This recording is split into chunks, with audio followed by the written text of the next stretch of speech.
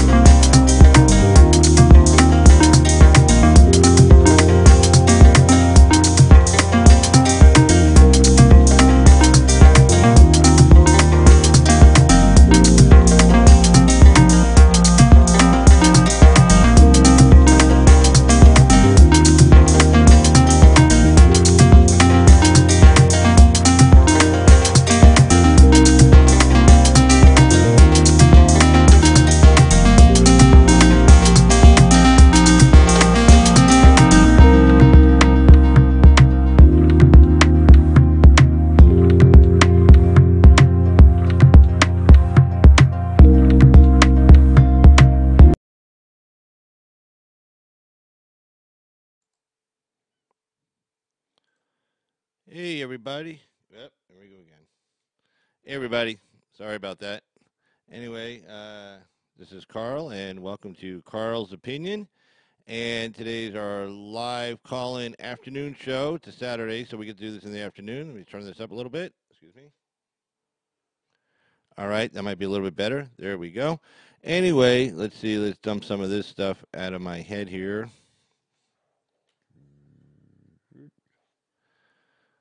A little bit better. Anyway, there's Carl's Opinion. That's me, and I'm Carl. Anyway, it's a live call-in show. We got a lot of news to get to today. We're going to get to it right away. And let's see. Let's just let's get a phone number up here for you guys so you can call in if you want. There we go. This is live call-in number 775-273-8970. And let's get another number up for you so we can, let's see here. Should be it right here. There's the email address, and there's the phone number. So let's see. There we go. Boom. There we go. All right. Phone number 273-8970, 775-273-8970. All right. So if you want to call in, feel free. And let's get going here. All right. First news story, and is Family Feud Dems border security plan takes fire from the left. Not a good thing. But anyway, there's a little feud going on because for some reason the people on the left don't like the Democrats' plan because they actually don't want any more funding for ICE or Customs and Border Security, Border Patrol. So the Dems plan is kind of a compromise. Let's see here.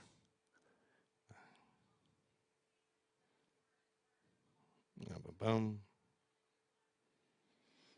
All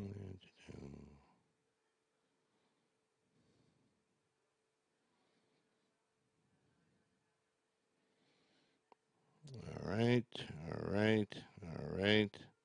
Boom. All right, just had to get that set up real quick. But anyway, the Democrats' plan, and I'll show you this in a second here. Democrats' plan basically is asking for additional money, some money for ICE. They don't want any more Border Patrol agents, but actually additional funding. And so the people on the left of the Democratic Party are saying, hey, we don't want any expansion. We should talk about legalization, not becoming down on illegal immigrants. And let me show you that right here. Pull this off real quick. Give you a little bit easier time to read the story. And of course, Charlie Schumer. So, an influential group of immigration activists lashed out as Democrats on Tuesday, saying the party's new border law and new border security plan is still too cruel towards illegal immigrants and should instead focus on granting citizenship rights. United We Dream, which represents legal immigrant dreamers, complained in particular about Democrats' plans to boost the number of agents at U.S. Immigration and Customs Enforcement, saying it means sending even more cash to the deep. They call it a deportation force. Yes, ladies and gentlemen, that's what our Immigration and Customs Enforcement is being called by the left, the deportation force. It's real simple. You don't want to get deported, don't break in this country illegally. It really is that simple. Don't break in this country illegally. So this is what they say. This is this horror story they're going to paint here. This is their quote from this activist group. This is what they say. With 15,000 children locked in cages right now, deaths in detention camps, families being ripped apart every day, and the eyes of the world watching for leadership, this, not as bad as the Republican plan, is malpractice, said Cristina Jimenez, executive director and co-founder of United We Dream. And of course, that's the horror story, you know. And again, if you don't want your child being separated from you, don't cross into another country illegally. You know, we have countries in this world. We have a United Nations that is represented by numerous countries around the world. So basically, if you don't want to be separated from your family, don't try breaking into another country illegally. If you don't want to be separated from your family, don't break the law. Don't commit a crime. And people in this country that commit crimes, they get separated from their families. Nobody seems to be crying about that, at least not as much as this. And let's see what's going on here. Oh, in the chat room, we got Laylo in there. Hey, Laylo, Nunya, and Amy as well. And Links to Don. Hey, Links, how you guys doing down there? And happy to see you guys on the chat room. Sorry I was kind of busy there, just kind of setting everything up there. So let's see. There we go. But yeah, just anybody wants to call in, feel free on the call in. That's not a problem. And let me double check to make sure we should. Yep, we're all set up on that. And yeah, we're good to go there. But yeah, this immigration story just keeps going and going and going. It never wants to end. I mean, the Democrats even come up with a pretty reasonable plan, and the people on the left of their party don't like it at all. They don't want any enforcement. They're saying we should be concentrating more on and you'll see this in the next part of the quote, more just on making people legal. So yeah, I guess that's one plan. So let's scroll down here a little bit. You'll see what I'm talking about. She said Democrats have for years voted in favor of spending bills that boosted border security and immigration enforcement. She said it's time to reverse that and to begin to cut from ICE and U.S. Customs and Border Protection. That's nice. Okay. House Democrats' new plan, unveiled Wednesday and Thursday, would in fact slash the number of illegal immigrants that can be held for deportation from about 45,000 to 35,000, which means if you're capped at 35,000, if there's more than 35,000 people, that are, coming across at any given time, which there are, then after you get to that 35,000 number, you have to release the rest. Not even necessarily, you can't deport them; they're being held for deportation. So you just release them into the community. Well, we know what happens then. They go away. And you never see them again, unless ICE picks them up. And of course, ICE are the new Nazi, SS guys, Gestapo guys running around the country.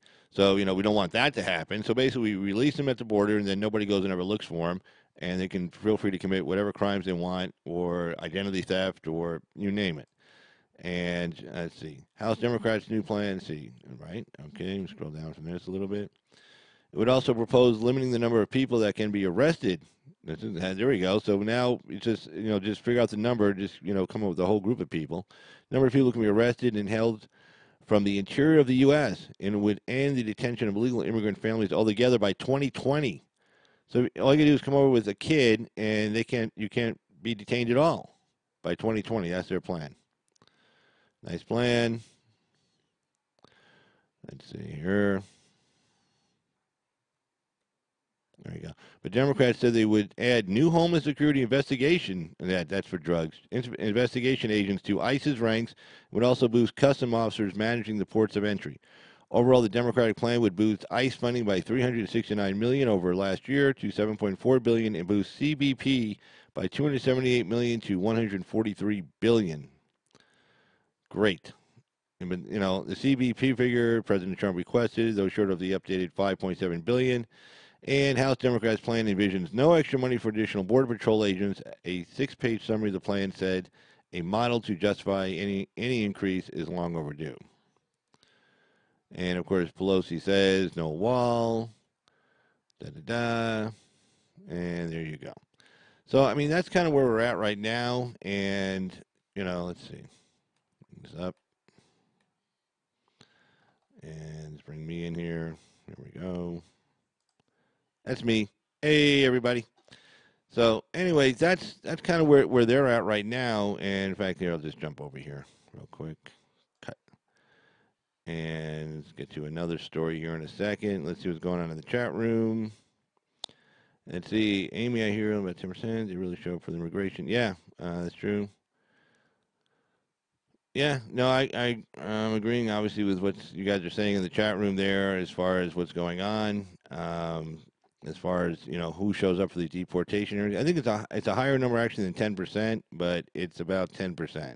It's not that much higher is what I'm trying to say. It's a little bit higher, but it's not that much higher. So I agree with you. I agree with you guys on that. Let's see.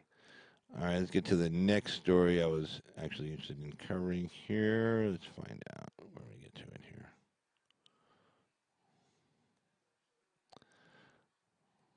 All right.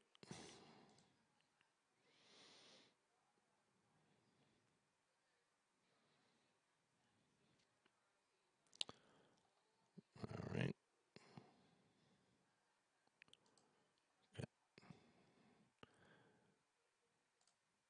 And there we go. President Trump called Guaido, the opposition leader in Venezuela, as Maduro launches anti-government probe. Again, this is, Maduro saying, oh, we got to check into this guy because we think he's up to no good. What basically means they want to eventually try to arrest this guy.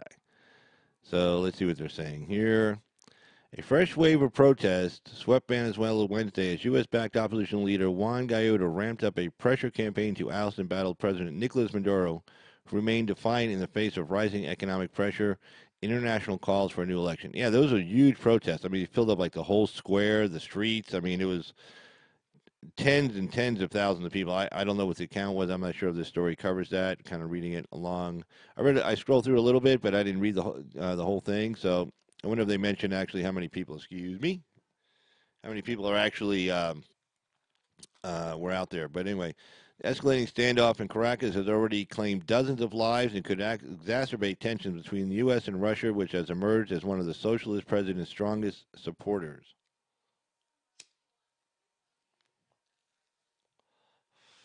And of course, that goes against the whole Russia narrative that they like, because supposedly Trump and is in bed with Putin and is Putin's robot. And so here's Trump going against Putin on another issue. I mean, literally, these issues are getting just too many to count. I mean, how many times? I mean, how many different issues does he have to go against Putin on for somebody to say, "Hey, I think he's against Putin"? I mean, our guys wiped out like I think 200 of their Russian dudes there in Syria, killed them. Okay, I mean, like blew them up like real good. That's not generally somebody who's a robot. They say, well, maybe he's just trying to cover it. BS. Then he goes after the German deal, to buy for the Germans to buy, all their natural gas from the Russians. I'm sure that made Putin really not happy. Further, Trump has increased oil production in this country. Russia's biggest export is oil, and they need that money badly, way more than we need the money. I'm sure that, which is decreased increased world oil supply and decreased the price of oil per barrel. Then this thing in Venezuela, the nuclear arms treaty thing. They're getting ready to walk away from the sanctions that Trump put on them, the big sanctions, far larger than anybody else put on, expelling all the diplomats. I mean, and the big thing, this is the big thing. Like everybody focused on the fact that he was yelling and screaming at our allies about increasing how much NATO spends on their defense. It does not benefit Putin for NATO to spend more on defense to make Europe stronger. Trump wants Europe stronger to do what? Not to fight us, to fight potentially a Russian invasion. He's asking them to put up more money to say, hey, okay, I need your help to counter Russia, any kind of Russian ambitions in Eastern Europe. Whether it be in Poland or in Ukraine or, the Baltic states, Estonia, Lithuania, Latvia. And so by getting the Europeans to put up more money and build their military up stronger, that totally goes against anything Putin would want. Putin would want a nice, weak Europe and would not, with small defense budgets and so that they couldn't really do anything. They couldn't really react to any situation. And he's doing just the opposite. Further, they're also talking about putting a U.S. military base in Poland. That's really on the table. The Poles are willing to pay for it, and we've been doing joint exercises in both Poland and in the Ukraine. And Trump also, unlike President Obama, Trump also sold anti-tank and anti-air weapons to the Ukrainians. Um, President Obama was only sending humanitarian aid. Okay, well, humanitarian aid is nice, but if a tank's heading your way, it'd be nice to have an anti-tank weapon or a helicopter gunship is getting ready to fly over and destroy your village, or bombers getting ready, Air Force bombers getting ready to drop a couple of bombs on you. It'd be better to have some anti-air and anti-tank weapons. He actually sent some lethal weapons, something President Obama didn't do. So yeah, so he's totally in bed with Putin. And of course, this latest Venezuela thing, the Russians don't want Maduro to go. They want him to stay. He's their guy, and we want him out. And we're probably going to use military force to get him out if it comes to that. And we'll probably have the backing, albeit they won't be jumping up and down about again U.S. military power. Probably have the backing of Canada and the European Union on our side, and Brazil and Argentina and a couple other little smaller countries. So all this nonsense that Trump's in bed with Putin. It's like I don't know how many more issues that have to come up to show that he's not. So, cheers to everyone in the chat, and cheers to Lalo. Hey, and cheers to everybody else in the chat. Hey guys, but Trump, yeah, damn right, man, Mr. Muscle Man. And let's just continue on with this story. So anyway, let's see. Here we go. Let me get my picture out of there. It's kind of right. Let me move my picture over. Hold on. I'm going to move my picture over here.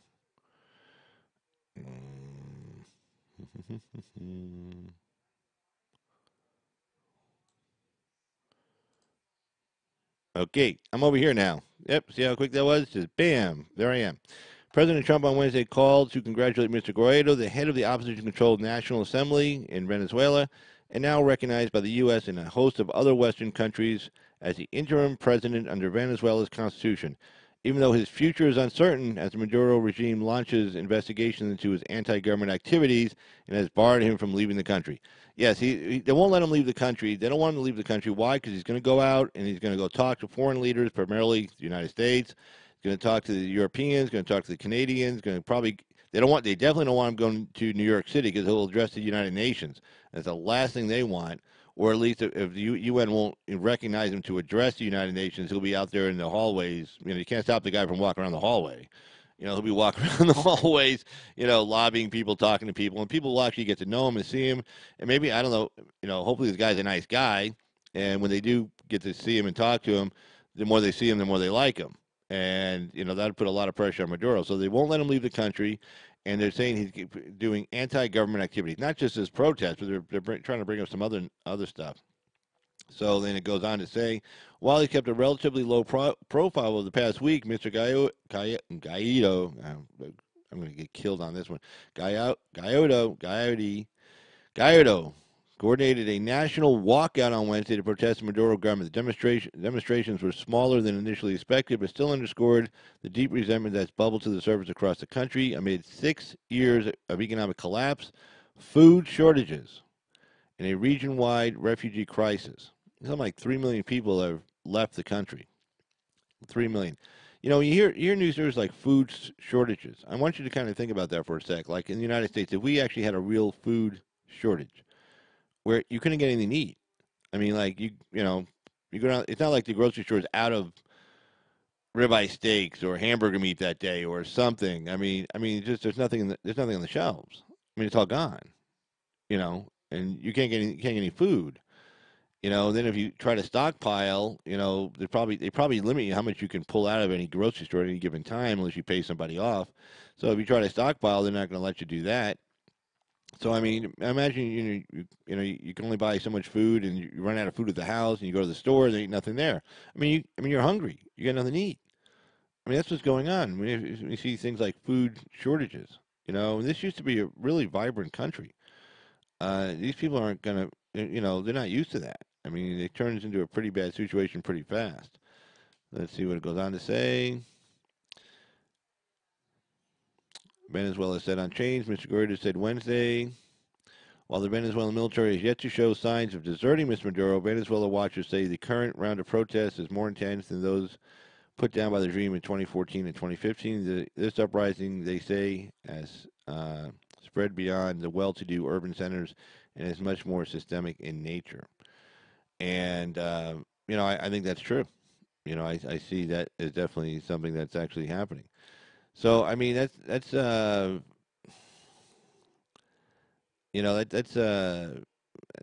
pretty bad. So I mean something has to happen in that country, and I'm not sure what's going to happen, but something actually needs to happen pretty fast. So I mean hopefully they get it figured out, but I don't know. I mean I don't have a lot of faith in this situation, to be honest with you. Let's see. Let's find another story for you guys.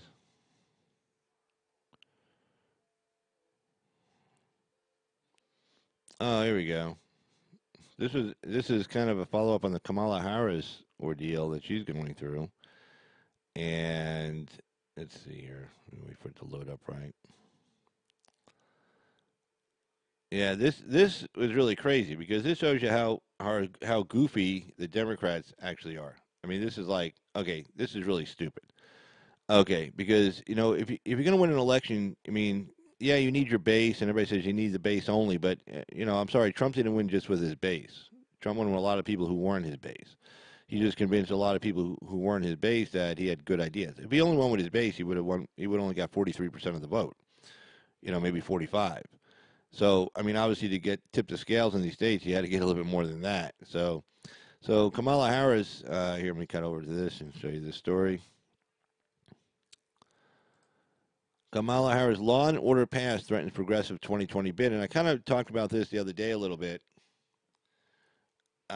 One of the things that African American, primarily male men community, are having problems with Miss Harris is that she used to be a prosecutor.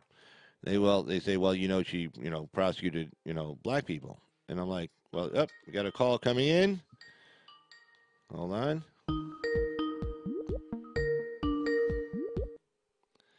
Lalo. Hey, Carl, my man, what's up? Not much, man. How you doing? Doing okay. Good. I'm hanging in there, man. But it's good that you're doing okay, man. That's good, man. Yeah, I saw you call in on Axe's show last night. You called in for a quick little bit. Yeah, I just wanted to call him and tell him what happened to me. Just to keep an eye on the dumbass, whoever is the the person. I looked through when I was moderating the chat room last night, and I didn't see him punch up at all. So. No, me neither. I actually I was looking for the message that he put before, and pretty much everything is erased. I think it's only one left. Wow. But anyway, I don't care. I'm just going to move on. I'm not going to let one coward or sissy boy, push me down.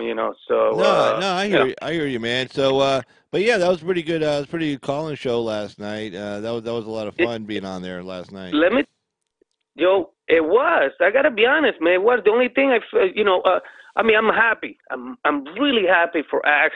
I hope he keeps growing like you, man. If you keep growing, good for you too, man. I'm not gonna be disappointed. I'll be happy, but it's hard to keep up. Like before we had that little group and we keep talking, but now sometimes I know people put messages maybe to me and sometimes I miss it, and I feel bad because, it's not that, and I know Axe is the same thing. I know he wants to respond to people, but, he's overwhelming. It's too many. He can't respond to everybody. When the chat is moving that fast and it's hard to keep up with, I went back and was watching some of it today. And I missed a couple of people in the chat saying hey to me and stuff like that. You just do. I mean, it's like it just goes by so fast. And you can put it on a slow mode. Like I don't have that problem where I have to put it on a slow mode because I don't have that much going on. So but when you get that many people in the chat room, it can go really really quick. But yeah, I'm really happy he's growing. I'm really happy about that. I mean, he was growing before they zapped him, and he was. He had. I think I started watching when he was only like a few hundred subs, and I think I subbed at that time, and then I watched him jump really quick, like to 5,000, and that's when YouTube zapped him, and then he had to start that other channel, and then he's been picking back up since though. But yeah, I mean, I mean, if they hadn't zapped him, that was like 4 months ago. If they hadn't zapped him, Yeah. he'd be way over 15,000 subs right now. I mean, It, without a doubt, well, I hope on his way to 20 no, probably. no.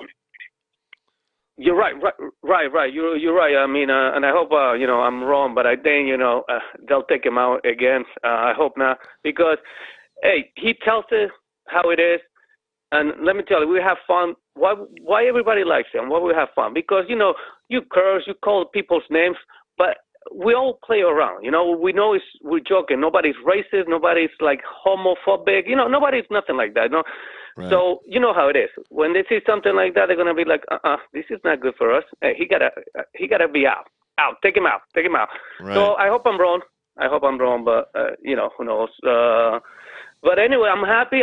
He's growing faster, and good for him. I hope he can keep going and tell the truth. The more people know the truth, the better for us. So anyway, but thank you, man. Thank you for taking my call. I was surprised. I didn't know you were doing a show today. I didn't know. I didn't know I was doing one either, and just kind of with my schedule today, just kind of freed up. I went to the grocery store earlier, and just nothing on TV, and I started reading through the articles on the Washington Times, and I said, oh, here's some things I like to talk about, and there were some really good stories in there. So I figured, well, I'll just go ahead and just hook it up and ready to go. The more you like we were talking about, the more you do this, the quicker it is to get it set up. Before, to get something set up, I mean, I have to go like an hour before I was going to go live, hour and a half, just to get everything lined up. But, once you start doing this now, it's you can get set up pretty quick. So it didn't take me long to get set back up. But I was reading the articles because I go online, I read the Washington Times on the on their newspaper. And I'm like, oh, well, here's some. I said, here's some good things. I wouldn't mind talking about. This story here is pretty good. This Kamala Harris, and go ahead. Oh yeah. I'm sorry, Carl. I'm sorry. I know I interrupt you so many times, man. I apologize for that. No, you're good. Rude, man. Go ahead. Sorry. Yeah, no, but I mean, this Kamala Harris thing is like the people on the left of her party are upset that she used to be a prosecutor, and that so she has this law and order passed, and it's like really stupid because that's how you get independence, and you might, she might even grab a few Republicans if she stresses this, prosecutors kind of thing. The problem though is You think so? Well, yeah, but the problem is, hold on, let's see. Go ahead. Yeah, the problem is that the people on the far left of her party don't like law and order issues. I guess they just want people to commit crimes all the time. I don't know. But yeah, it sounds really goofy. Let's see. Let me take a look at the story real quick here. By the way, I'm not laughing at you. I'm laughing because I know. I agree with you, and it's pretty fucked up.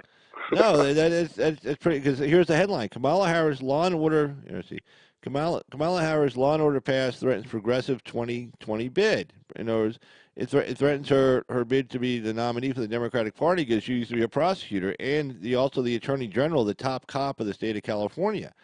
And I mean, this is really absurd. This is like an absurd story. Like I said, I don't want her to win, but Jesus, I mean, it just shows you how stupid the Democrats are. And here's a story. When Senator Kamala Harris seized the mantle of criminal justice reform in launching her 2020 Democratic presidential run, it bowled over Felicia Jones, a prominent civil rights advocate in San Francisco. And Felicia says, when it comes to criminal justice, the freshman senator was more a part of the problem than the solution. Ms. Jones said first during Ms. Harris' stint as San Francisco's district attorney than during her 2011-2017 term as California Attorney General. San Francisco has always incarcerated more black men than anywhere else in the state, and it didn't really change under her leadership. Now she wants to do criminal justice reform. ? She said. She never did anything about the police brutality of African Americans. Let's see. You scroll down too fast. There we go. Never did anything about the police brutality of African Americans and just outright harassment and racial profiling of black and brown people here in San Francisco. Now, those are huge issues. And so basically you have the Democrats saying, well, we may not want her because, she's was a prosecutor, which is really stupid. I mean, because again, people want law and order. I don't care if you're liberal or conservative. You want your neighbor to be safe. But I mean, the far left though thinks that any type of prosecution of a criminal is somehow, racist or who knows what. And so they're like, so since she was a former prosecutor and also a former attorney general, they're like, oh, she's gonna have all these problems, and it just shows you how ass backward the Democratic Party is. I mean, Hey, it hey, really hey, hey, does. hey, Carl. Just one thing I know you're gonna probably agree. Well, I think you're gonna agree, and whoever everybody here in the chat is gonna agree. These people, the more I see it, and by the way, I've only been looking at this for about 2 years since Trump won. The more I see this party, it's becoming more crazy. I mean, really, really crazy. That they really, it doesn't matter anything else. Like if it is this, they don't want that. They want it's like they don't even know what they want. They just want to be against the president, against Trump, and against the American people. I don't think they really honest. I think they are going really crazy. I'm telling you, I think they're losing their mind. They're really losing their mind. No, I would agree. I would agree with that. So I mean, let's see if I can find this other story here. But no, it's like, I mean, this is common sense stuff. This is how you generally used to win presidential elections. You'd always stress law and order. I don't care if you're on the left or the right.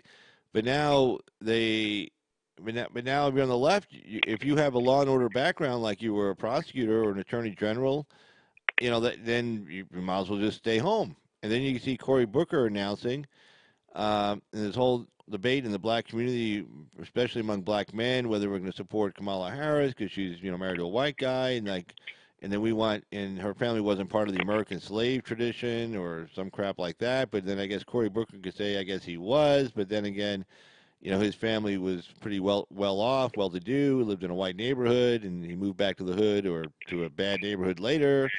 So I mean, and all these issues are going on out there instead of people just focusing on the policy. Like, what's Booker's policy on this? What's his policy on that? What's Harris's policy on this? What's Harris's policy on that? But the left gets so far into the weeds because like you have this like purity test you got to take, and if you don't pass the purity test, no matter how good you are on the issues or how electable you are, it doesn't matter. They don't want you. Exactly. Listen, none of these, the people that is trying to run for presidency, no one has a good point. No one. I'm telling you. The only thing, like I said, I told you I think the last time, the only thing I'm afraid is because they cheat and they know how to cheat, and the Republicans, they don't have big cojones to do anything about it. Right. Besides that, I know they don't have no one. It doesn't matter who it is. It can be Oprah. I don't care. Nobody got a good case. Nobody can beat Donald Trump, So yeah, they're just going crazy, and now every time I see these different, like Virginia, about the babies that they can pretty much kill them when they're out, it's like, what? I really don't know. I told my mom the story today about I told her about New York, right? And of course it's pretty much the same, fucked up. But then I told her about the Virginia, and she's freaking out. She's like, "Are you serious?" I'm like, "Mom, this is not a joke. Pretty much you can take the baby out.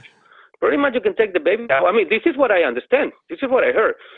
You take the baby out, and then you can go talk with, the mother can go talk with the doctor, maybe the family, whatever, and then they'll decide. Yeah, yes, no. I mean, serious. If the baby is going to be out, are you really going to kill him? I mean, it doesn't make sense.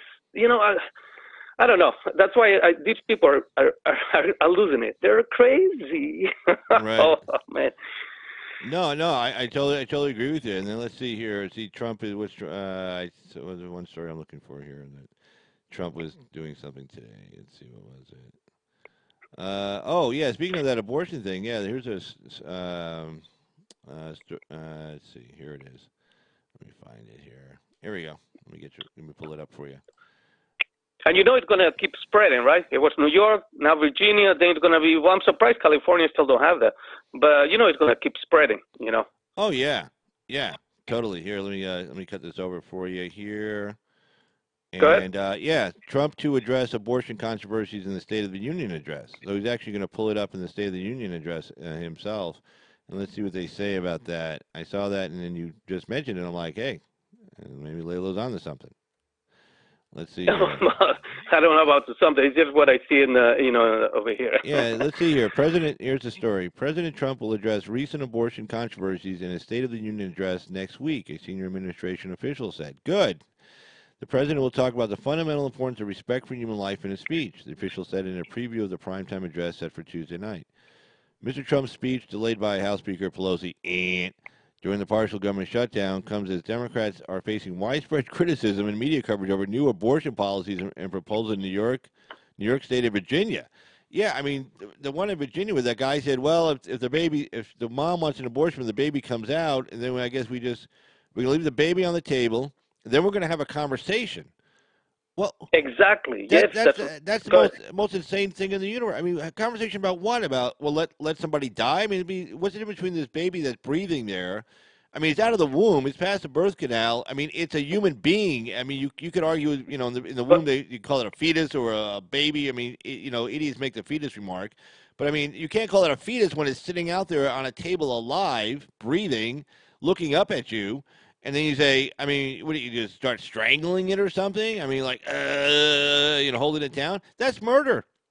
I mean, if a patient walked in the hospital and said the mom goes, like, 6-year-old son walks in the hospital with her and lays him on the table and says, you know, I really don't want this kid. And the doctor's like, oh, well, we should have a conversation. And the kid's like, hey, what the hell's going on? Well, we're having a conversation to decide whether we're just going to let you die here of starvation, not give you any food or water or anything, make you comfortable, give you some morphine so you don't feel any pain, and we'll just let you die. And it might take about a month, but that's okay. And then if we get too tired of it, maybe we'll accidentally strangle you. I mean, the kid would be, that's murder. The same thing. I don't know how they can even say. And this is the same idiot with the Klan outfit on. So, hey Carl, I agree, man, and it gets to my nerves, and you know, I get so pissed off. Look, I don't have no kids, you know, but not because I don't like kids. I mean, kids they're cool. I just, you know, it's my thing. I didn't never want kids. But besides that, when I see stuff like this, it's like, come on, man. Look, if you go that far to 9 months or 8 months or 7 months or whatever, and you don't want the kid, fine. You don't have it and give it to somebody else. There's a lot of people who want kids. Now, the way I look at it is like, man, after 2 or 3 weeks, even 4 weeks, man, you know, if you already know if you want the kid or not. I mean, come on, man. I mean, that's my opinion. Maybe I'm wrong. It may be 1 or 2 cases that, you know, they keep switching. Yes, I want it. Maybe I don't want it. I don't know. But still, man, you know, decide before the baby starts forming. You know, and for what I hear, I think after 6 weeks, I could be wrong. I'm not sure. 6 weeks, it's already like a little form of the baby. So I don't know. Well, it's after 6 weeks. I think it's 6 or 8 weeks for sure. But after 6 or 8 weeks, the baby is actually feeling pain. So when you go in there to slice and dice it up with like they put a little like a mini scalpel, you know, on the edge of like the syringe, and they go up and just slice it and then just vacuum it out. I mean, that child is feeling pain. That child is experiencing pain at that point. Yeah, Amy writes. Amy D writes. I think there are 21 states legislating similar abortion laws. I mean, wow. That's crazy. I mean, it used to be the saying was abortion should be safe, legal, and rare. That's where the left, you say, oh no, we just only want it in rare occasions. It should not be automatic. And somebody posted, I think it was on Access site last night, saying there was a stat showing that there were more babies aborted in New York City than there were live births.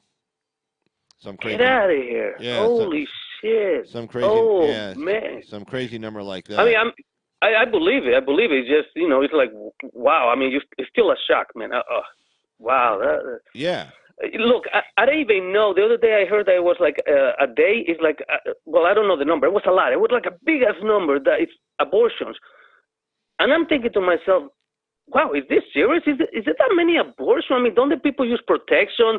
Or, I mean, look, I don't know about women, but, you know, all the women, but the women I used to date back in the days, they all used to take the pills. I know it's not 100%. I know.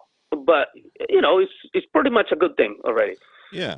But what is it with these women? They don't take any protection? I mean, the pill, something, even the guys use a condom. I mean, don't get me wrong. No, I mean, go ahead. I mean, yeah, use a condom. I mean, you know, no, see, the whole point was in the argument, and I was part of this argument back in the 80s when we were arguing against abortion, we were saying, oh, people are just going to use this like as birth control.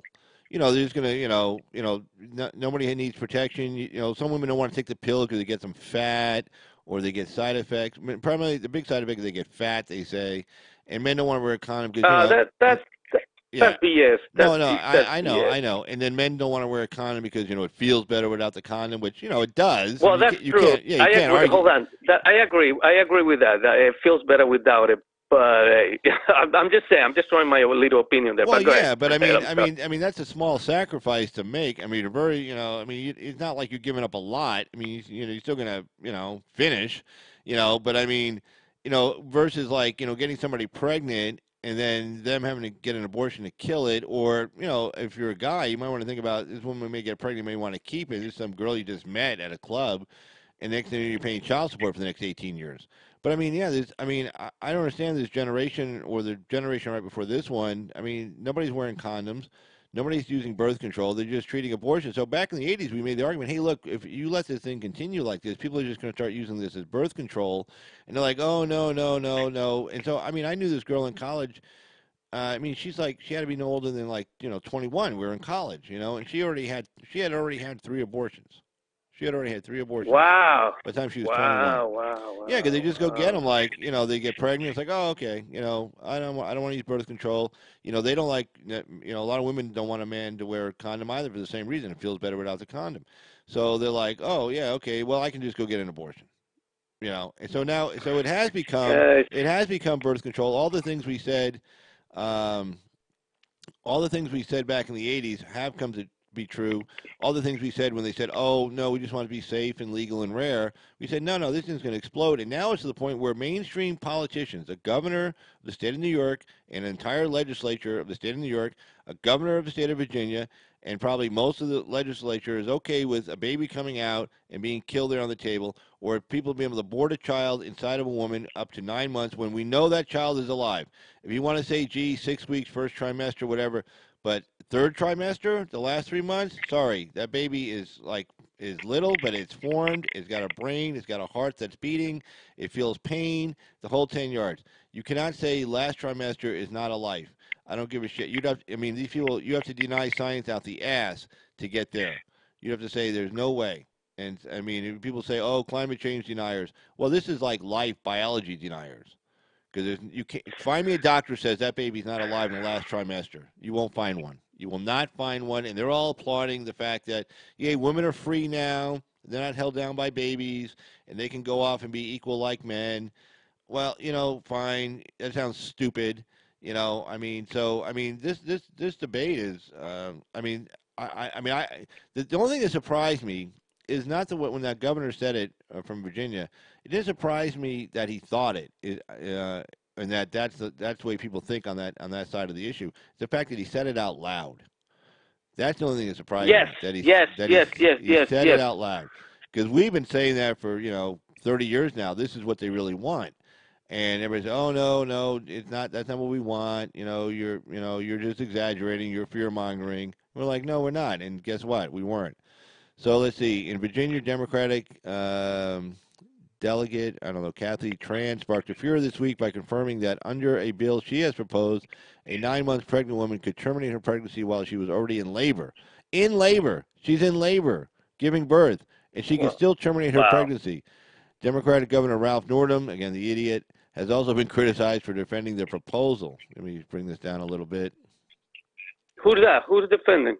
Carl, who? Well, the Democratic governor, Ralph Northam, that's the guy that was caught either wearing the Klan outfit or wearing the blackface. That's the same guy. Oh! By the way, do you know when CNN? I know I'm going a little bit over the different of the subject. When CNN put him, they were talking about him. They put him as a Republican, not a Democrat. I saw it. They actually the bottom, really? where they have him. Yeah.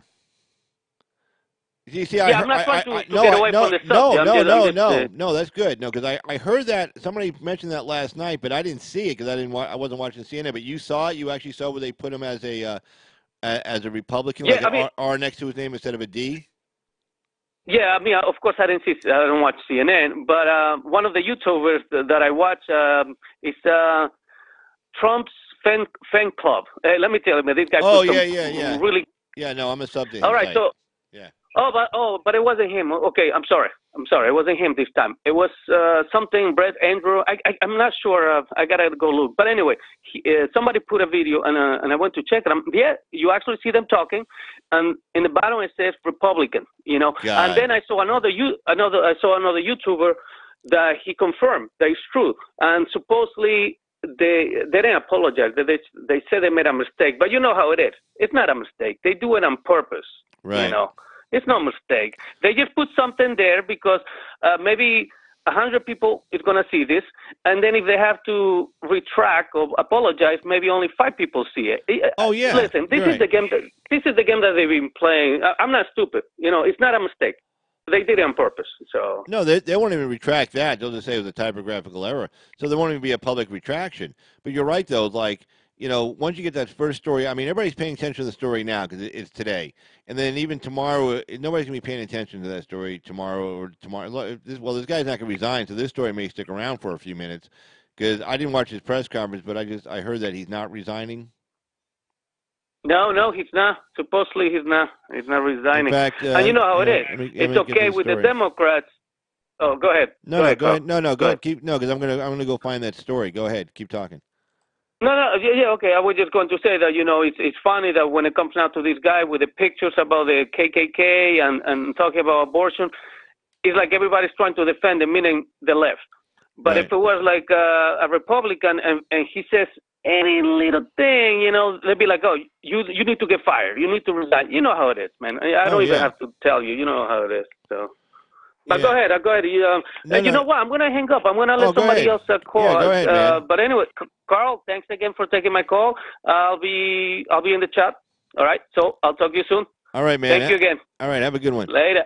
All right. You too. Bye. Bye. All right. That was the great Lalo 69. And thanks, Lalo, for calling in. Always a great phone call with Lalo. And, let me cut over to this story about Northam. I know everybody else is probably covering this, but we'll go ahead and cover it too. And here it is. Northam now says the racist photo isn't him. He won't resign. Yeah, this was a really stupid story. I mean, because it was stupid in that yesterday he goes, hey, I'm sorry I hurt people's feelings. I'm sorry about the photo. And then today he says, well, no, that wasn't me. And so you're thinking like, well, wait a second. Why would you think that was you? I mean, look, I remember 1984. I was 19, and I was having a really good time. I was second year of college, and yeah, I was having a blast. I mean, just think of every imaginable way at the University of Houston with 42,000 women that you could have a great time. I mean, and I was okay. It was, and I'd come from an all boys Catholic school, and then suddenly I'm on a campus with 40,000 beautiful women. Well, not all of them were beautiful, but yeah, they were really, really, really hot-looking women there. But anyway, I don't want to get into that. But nonetheless, so I remember 1984. That wasn't that long ago. So here's this guy talking about 1984, and he's probably just a few years older than I is, because he is, because he was 25 in 84. I was 19, so he's 6 years older than I am. So he's not senile. But I mean, the fact that he can't remember.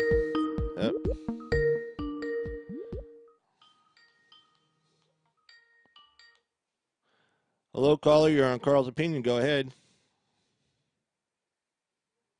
That's funny. You're the only person. Only you and I heard what you just said. So thanks for calling. Have a nice day.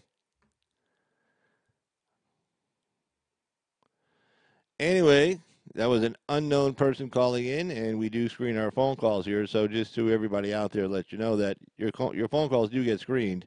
So if you want to call in and say something stupid, it won't get on air. I mean, I'll hear it. I guess I can find it amusing for half a second, but that's okay.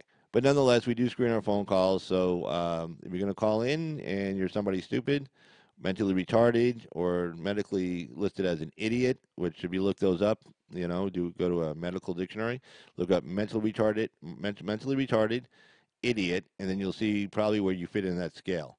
And again, like I said a couple of weeks ago, if people call you that name a lot, that probably means that you are one of the above. So here, hold on. Get this right here.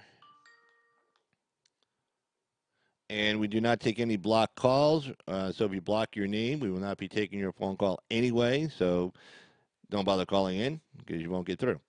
Anyway, let's see. Let's continue on with this story. Northam now says racist photo isn't him. So again, back to the thing. 1984 is not that long ago. So why would he think to begin with that this could have been him? I mean, I mean that's kind of crazy. It's like, oh, I mean, you would remember taking that photo.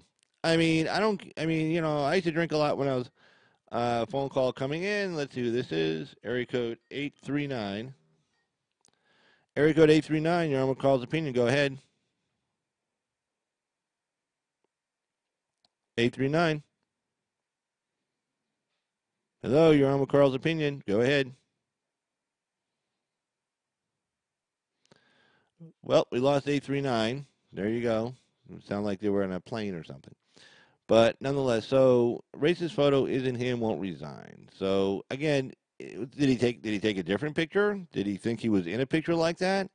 And again, I drank a lot when I was in college, but trust me, I would remember taking a picture like that, and I would remember like if I would even wanted to have worn something like that. When I was in college in '84. Again, Houston really isn't Virginia. I mean, it's the South, but it's not like the South South. It's not like Mississippi or Alabama or something. It's not the deep South. In fact, people from like the real South, they look at people in Houston. They never even considered us part of the South. I mean, if you talk to people from out down there, people, we run into people, especially on the university campus, people from all over the country, but primarily from like the neighboring states, and we say, oh yeah, we're here in the South too, and they go, no, you're not the South, and I'm like, what? No, this Houston, no, that's not the South. This is Texas. It's totally different, and in a way, I mean, if you're in Texas, you have a lot of pride about being in Texas or living in Texas. I wasn't from Texas, but people who were from Texas, they actually didn't have a problem with that either because they're like, yeah, we're not Southerners so much as we're Texans. They kind of distinguish it there. But that's good to have a lot of pride in your state, though. That's one thing I really liked about Texas. People really had a lot of pride in their state, a lot of pride in their history of the state, and they were happy to be called Texans. They were happy that the rest of the South really didn't include them as part of the South. They were fine with that too. Texas, because of the oil money, became pretty modern pretty fast. As far as Dallas, Fort Worth, San Antonio, Houston, the Gulf states, I'm sorry, not the Gulf states, the cities along the Gulf, Galveston, Corpus Christi, South Padre Island, probably one of the most famous cities along the Gulf Coast, man, because of the spring break and stuff. So, I mean, obviously this guy remembered, I mean, either he wanted to be in a picture like that, or was in a picture like that, and now he's saying now it's not him. I guess he had a change of heart. I guess, like yesterday, like, I'm going to do the right thing. And then he realized, oh, shit, if I do the right thing, I'm never going to be in politics again because he'll never be in politics again. So, I mean, my guess is he won't be in politics. If he resigned, he wouldn't be in politics much after. He wouldn't be doing anything. And my guess is, even if he doesn't resign, I think you're only allowed to serve one. You cannot serve two consecutive terms, if I'm not mistaken, in Virginia. So it's a 4-year term. I think I'm pretty sure it's 4. I don't think it's 6. You get one term, and then I guess you could run if you skip a term, but you can't, run back. You can't be in office back-to-back terms. So he's only there for a few more years anyway. But yeah, and a lot of people are saying that this is just a big cover-up to cover up what he said about abortion because he let the cat out of the bag. He let the secret out. He let out what we were all saying the whole time, that, that the abortion rights people really just want to be able to kill a baby anytime, every time. And, there you go. Let's see here. Let's scroll down this story a little bit, though. Let's see. We can do that. Let's see. Should be able to scroll down. There we go.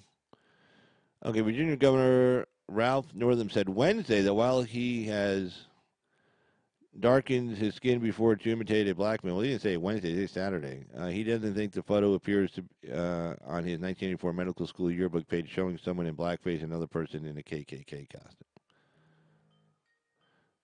Okay, got a call coming in. Hold on. Area code 804, you're on with Carl's Opinion.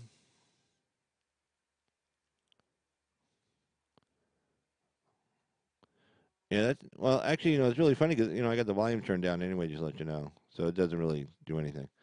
All righty. Hey, we're getting some trolls. The great douchebag. Oh, too bad he's not here because he'd be like, oh, let's see. The great, too bad the great douchebag's not on because we'd be like, hey, man, we got some trolls. You're always calling them the trolls. But, yeah, we got some trolls today. So anyway, everybody sees a great douchebag. Let him know, hey man, he'd be having some fun today. All right, let's see if I can scroll down on this story. For some reason, I don't want to scroll down here. Let me see. Page down. Oh, there we go. Okay. Let's see. Maybe you got to pull it up like that.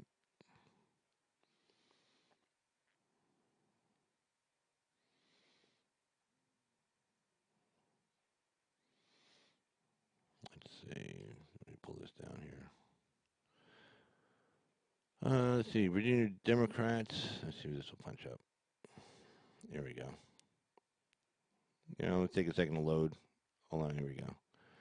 Virginia Democrats turn on Northam, demand resignation after offensive photo. Let's see.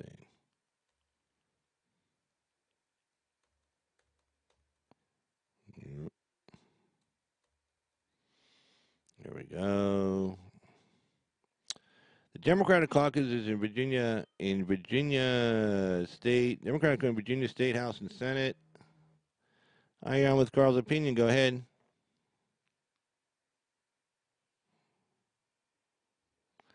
Anyway, yep, we got Troll City today. Well, it's Saturday. I forgot. Oh my God, it's Saturday afternoon.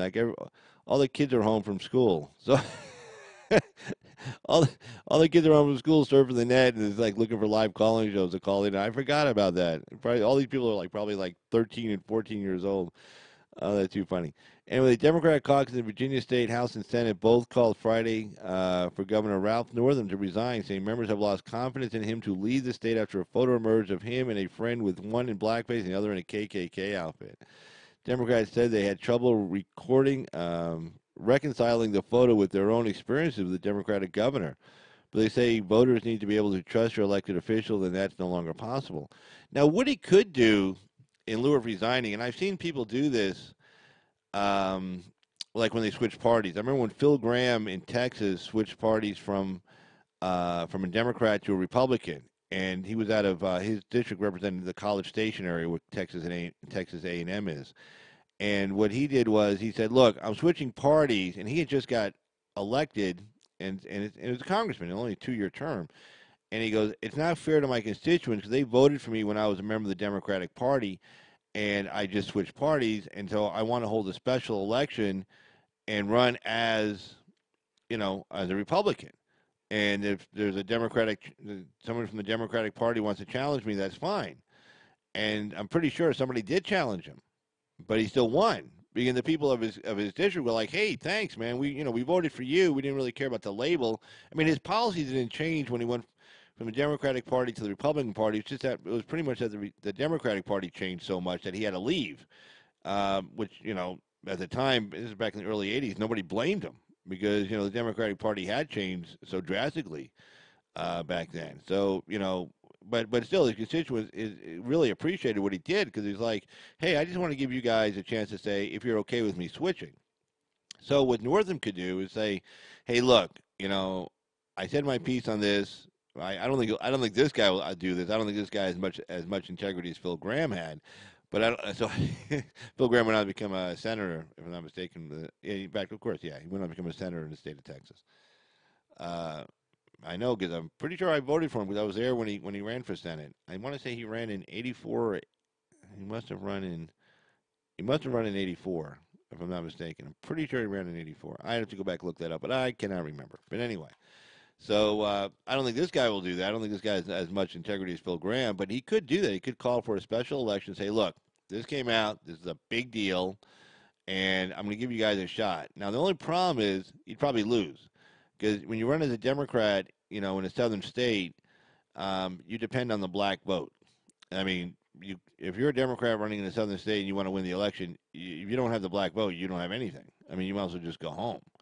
There's a lot of liberal Democrats in Virginia that are up there along the D.C. area.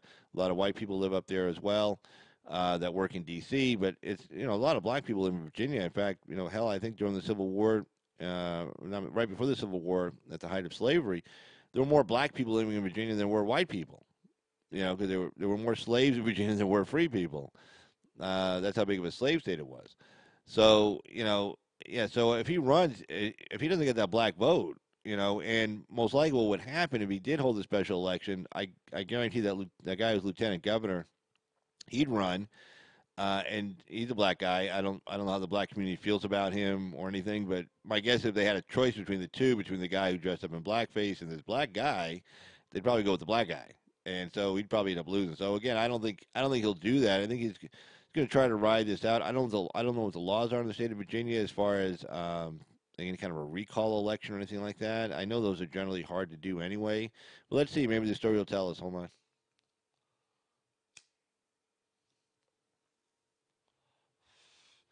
All right, let's see here. Democrats said they had trouble, reconciling a photo with their own experience with this guy, but they said voters need to be able to trust their elected officials, and that's no longer possible. So the thing about this guy is, you hear the Democrats saying, "Look, we've known this guy for a long time." I mean, this picture was 35 years ago, and they say we've known this guy for a long time. And I'm sure some of the Democrats were talking were people who are African Americans, and like they probably never had a clue this guy was some kind of guy that liked wearing blackface and Klan outfits.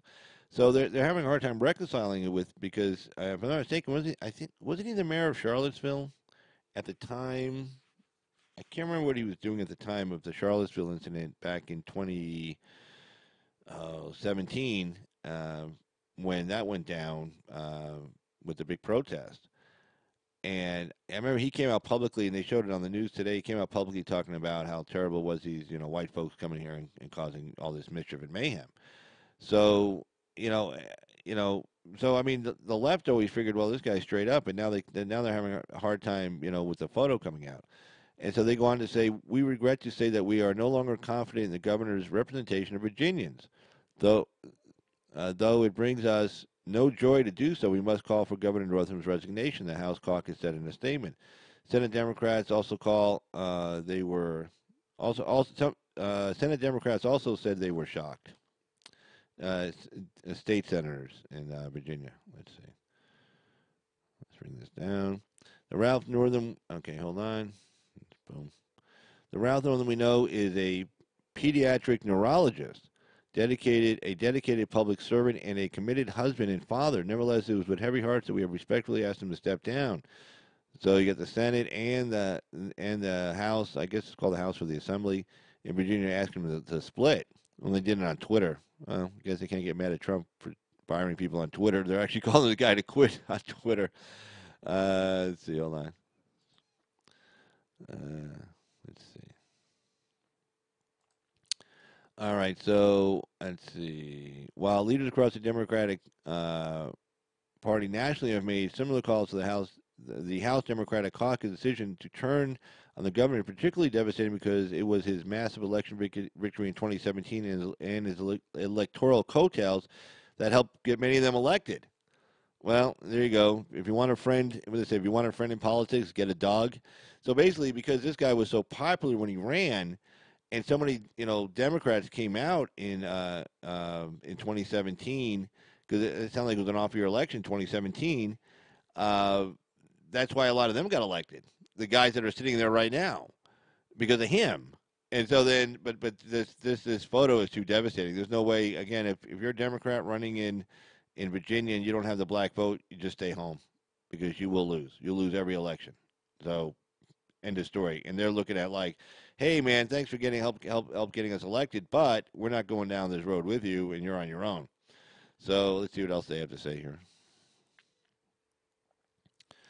A little too far. All 140 seats in the House and Senate are up for election this November, and Democrats have been hoping to win their first majorities in the chambers in 2 decades. Earlier in the day, after the 1984 yearbook photo surfaced, Mr. Northam released both a written statement and a video Friday apologizing for the photo and vowing to work to regain voters' trust, but signaling no intention to step down. Let's see. Yep, and there we go. That's the end of that story.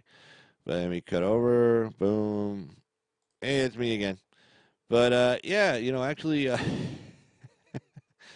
interest, interesting story. Interesting story, nonetheless. To say the least. Let's see. Let's get to some more news stories here. There's some stuff I saw here today that I really liked. Let's see. Well, that's a weird one. Let's see.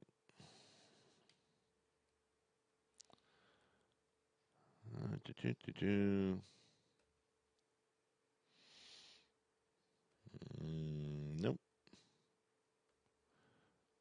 Nope, that wasn't it.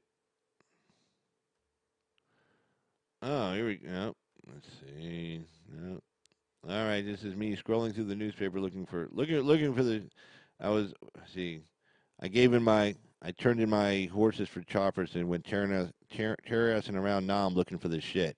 Now, if anyone can name the movie that came from and the actor that said it, you'll win a special prize from Carl's Opinion. So again, here's a quote from a movie, and you have to tell me the name of the movie and the name of the actor who said it. Yeah, they turned in their horses for choppers and went terrorizing around Nam looking for this shit. And if you can even say what this actor is referring to, you get a special prize. So for anybody out there, there you go. This you could get a special prize. All right. Page up. Let's see. Let's go back to the home site.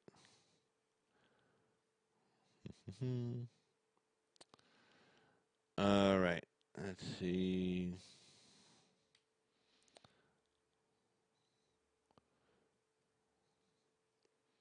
Oh, this one I like. There we go. Proposal would make Mississippi voter ID law stricter. Good. Good. You know, it's funny. You get primarily white people saying this, white liberals saying this, that voter ID laws are racist. And this is what they say. And this shows you the mindset of a white liberal. They say it's racist because black people don't have ID. Now, if that's if that's not a racist statement by itself, I don't know what is. Let's see here. What are we doing here? Well, it's coming through good. Sorry, just checking on the stream quality. I'm in the stick, so I just got to check on the internet. Everybody's been having problems with the internet lately, and just got to make sure I'm still good to go. But anyway, so yeah, it looks like we still are. Excellent. So anyway, up. Let's bring this down a little so we can actually see it. That might help. Let's see. So here we go.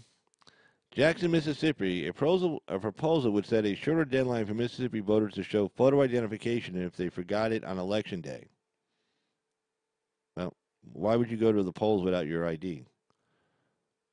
I mean, that doesn't make any sense. So this, I don't know how much strict. Well, this is like for retards. Okay, so if you're retarded and you forget to bring your ID to an election booth, election polling place, well, first of all, you probably shouldn't have voted at all because it shows you how stupid you are.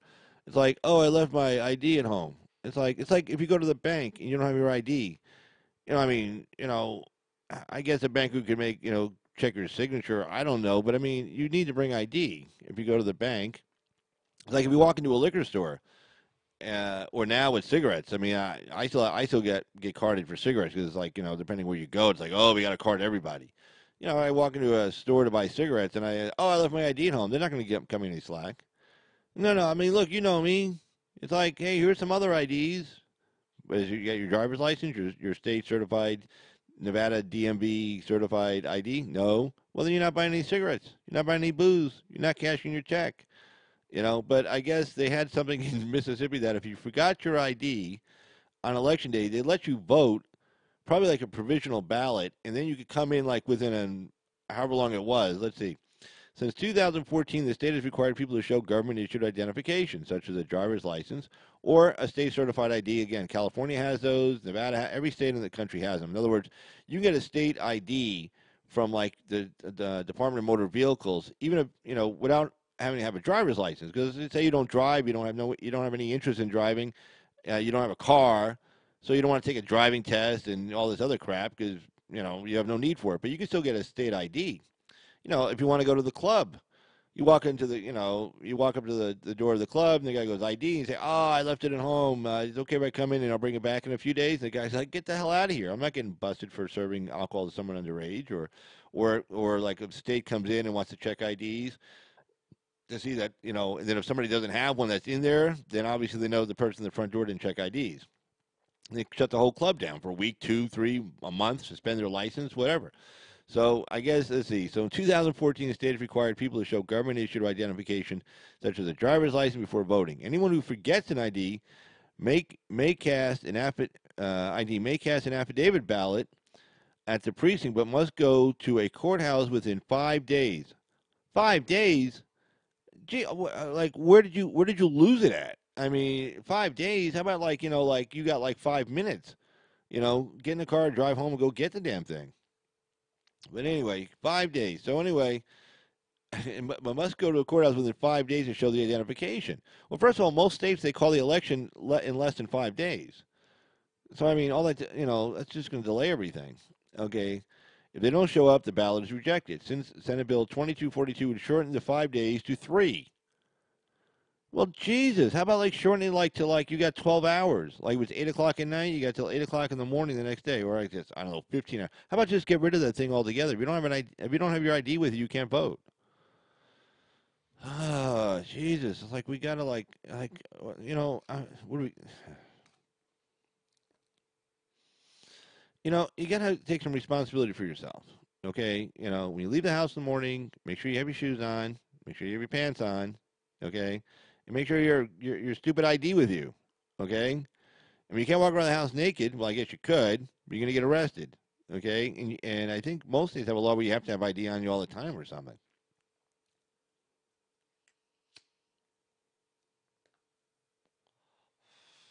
You get pulled over by the cops, you don't have your driver's license, they can still somehow identify you. It's called no driver's license in possession. You get a ticket for that. And if they can't identify you somehow without, since you don't have your driver's license, or they can't pull you up, you're liable to take you into custody. So this shortens it from 5 days to 3. Oh, what a hardship. Gee, I don't know. Will anybody still be able to vote in Mississippi? We don't know. Stay tuned for further developments. Oh, God. Let's see. Here we go. Senate Elections Committee Chairman Kevin Blackwell, Republican from South Haven, I guess South Haven, Mississippi, said some election commissioners around the state have told him that the 5-day window slows the process of certifying election results. No shit. Of course it does. They gotta wait 5 days to certify because this guy may be coming back. And here's the deal: if it goes the other, like say he's voting for 2016, say he voted for Clinton, and Trump won Mississippi by big numbers. Well, he's like, well, I don't want to come back. Or say he was going to he was voting for Trump, and Trump won the state by big numbers. So he's like, well, okay. I mean, if my one vote doesn't get counted, it's not like that stupid movie. Then the state's going to flip over to Clinton. So I can just fuck it. I'm not coming back in. There you go. So I mean, anyway, let's just finish this torture out real quick here. Then we'll move on to a story that hopefully makes some sense. We should not be in the business of limiting access to voters, Summers said. Why? Why shouldn't we limit access for voters? I mean, if it means that they have to take their ID with them when they go to the voting booth. However, Danny Klein, chairman of the DeSoto County Election Commission, said only a few people forget to take their photo ID. Yeah, the retards, the people you don't want voting anyway. To the polls each election. Some of these people quickly go to the courthouse to show their ID so their vote will count, but most simply never show back up. Yeah, because the election went one way or the other, and I guarantee you those elections weren't dependent upon this one guy's vote. So the guy he can look at the news just as well as anybody else and goes, oh well shit, I got to go all the way. Now I got to get my ID. I got to find it, and I have to go to the courthouse and wait online with every other retard. And so okay. Well, anyway, I don't think it will put anybody out. The bill passed. The chairman. Oh well. Okay. So there you are. So Mississippi, if you forget your ID when you go to vote, remember, you only have 3 days to find that ID and get to your local county courthouse and show them who you are. Otherwise, your vote won't be counted, which hopefully it wouldn't have been counted to begin with because, again, if you're that stupid, you probably shouldn't be voting anyway. Okay. Let's see what's going on here. The, the stupid is strong with these folks. Yeah, I would agree. That's funny. All right, let's check real quick here. See what else we got going on in the news today. Let's see. Boom, boom, boom, boom, boom, boom, boom,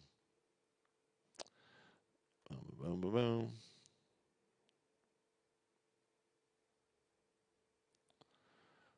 Let's see. Let's try and get back over here somewhere. Let's see. Page down.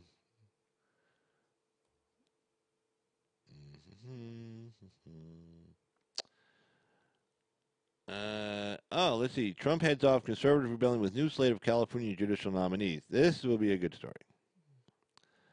So let's see what we got here. Boom. Da, da, da. All right.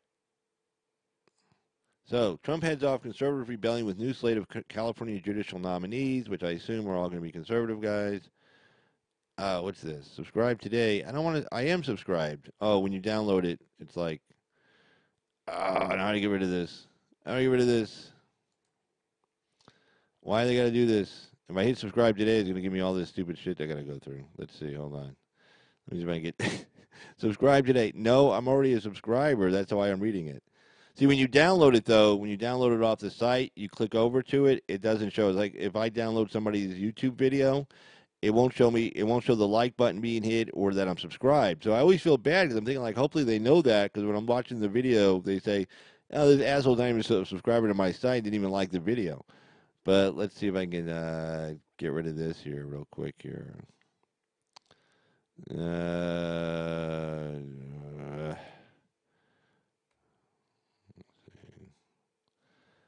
oh, let's see if I hit subscribe today. It's gonna like totally jack it up. Let's see, cut. Let's see. Hopefully they'll say I am subscribed. Let's see. Uh, hold on a second, guys. I gotta like somehow try to get out this. I'm not gonna be able to. Well, that's no. I want to say what that is. Let's see. Well, I'll tell you what. I'll just read you the article. How's that? There we go. Let me get myself off of here twice. Okay. Let's see.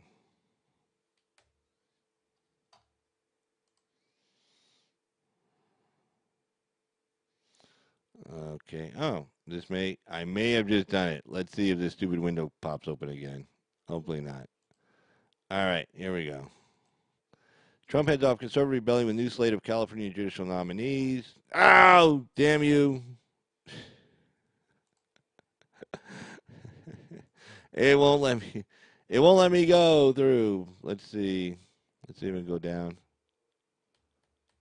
Nope. It's gonna be stuck on there. That is so uncool. All right, I'll just see. Anytime you talk good about somebody, they screw you up. But anyway, just let you know what the story is about. So basically, conservatives were getting a little ticked off with Trump because remember the whole government shutdown, and there were a bunch of judges not getting appointed, and primarily in the state of California in the Ninth Circuit area. So Trump's decided to, yeah, he better get off, should have got off the pot. And so what he's doing is he just appointed a whole bunch of U.S. District Court and I think some of the Circuit Court of Appeals judges in the Ninth Circuit as well in the California area to let the conservatives know he's still on their side. But yeah, so that's actually a really good thing. So but yeah, I'm kind of stuck here on this stupid newspaper thing. But oh well. Let's see what's going on in the chat. And let's see. Hey, great douchebag. Hey, man, we had some trolls on here, man. You must have called them in. I try to think. Okay. Let's see. But yeah, great douchebag. Yeah, you must have called the trolls, and we had a couple of young kids calling in on the phone, but they didn't. They didn't make it to the site because I was using my technology to keep them away, and they weren't able to break through. But there you go. All right. So anyway, let's see, and we're probably gonna get ready to wrap this up because I can't get this stupid newspaper off of here, not unless I go through this whole disaster. Let me see. I don't want to do that.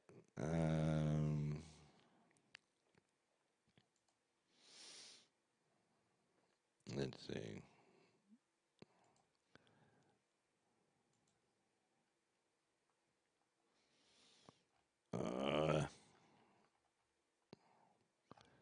Well, so much for that. But anyway, I was talking about the news. If anybody wants to call in though, and any topics you want to bring up, feel free to give us a call. It might help if I get the call in number up. I think that might help, huh? There we go. There's the call in number 775-273-8970. Now, if you want to appear on the VMix video link, and where you get to appear like this next to me, you'll be sitting, if you look at the screen to the right, I'm on the left, and you get to appear in a VMix video call. What's her name did it? Nanya Business did it the other night. She appeared live video call. You can do that. Or if you just want to call in, that's fine too. Just call in 775-273-8970. We're going to be talking about any topic you want. I think the Northam story is kind of interesting today, considering yesterday he said it was him. I mean, again, it'd be like if I knew I didn't own a Corvette in the 80s. Trust me, in the 80s I was in college. I didn't own a Corvette. If I knew I didn't own a Corvette and there was a picture surfaced with me, like, at the dealership holding onto the keys with a title in my hand showing I own this car, I want to say, oh, I'm really sorry that picture came out with me driving a Corvette. And then the next day say, I don't think that was me. Well, because you wouldn't think it was you to begin with. I mean, I'd be like, well, that's not me. There was some guy there in a hood or something. He's like, no, man, I know that's not me because I never owned a Corvette in the 80s. Well, this guy's saying, oh, yeah, sorry, I hurt somebody's feelings the next day. Well, that wasn't me. Well, then why the hell did you think it was to begin with? It's like, well, not at that party. At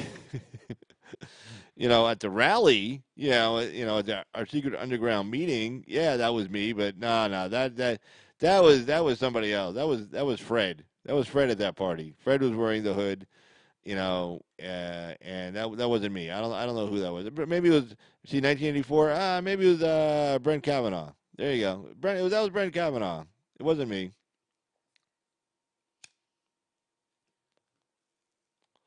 But, that's really funny. A lot of people talking about the State of the Union also, and there's a couple of things going on about that. Everybody's wondering, is he going to announce that we're declaring a national emergency or not? That's kind of interesting because my concern would be if he announces that, like, if he doesn't just explain what the national emergency and the law behind it and why he's allowed to declare it, and he actually, let me go back over here. Let's see. Where am I here? Boom. There I am. Yay. All right. So let me jump back over here real quick. Okay.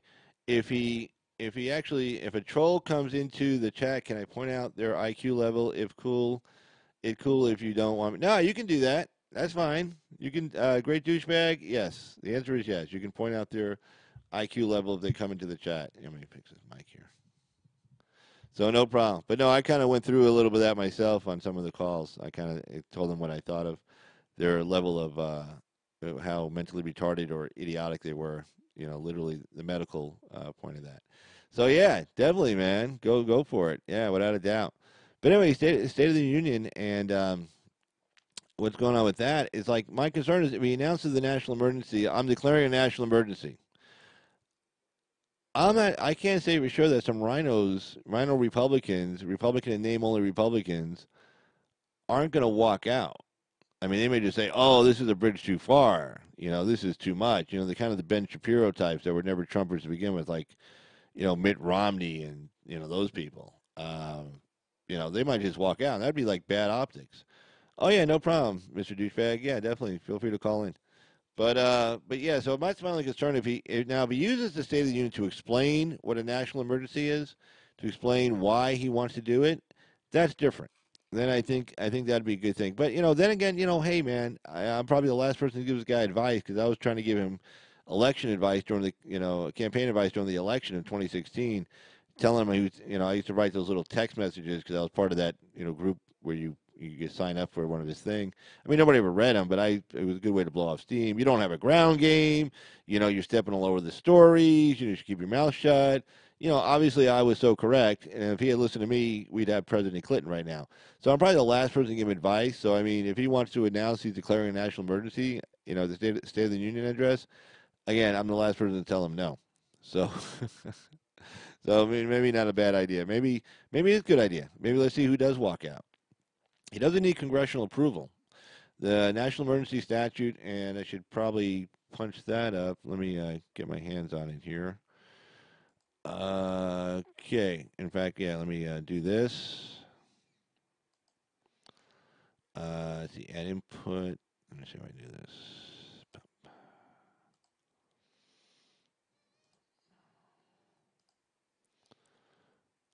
Let's see.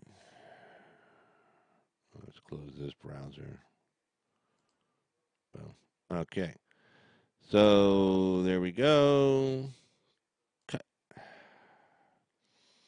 And let's see here. Let's get me up here.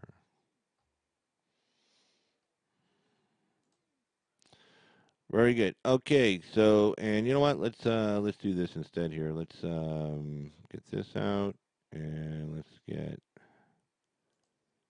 there we go.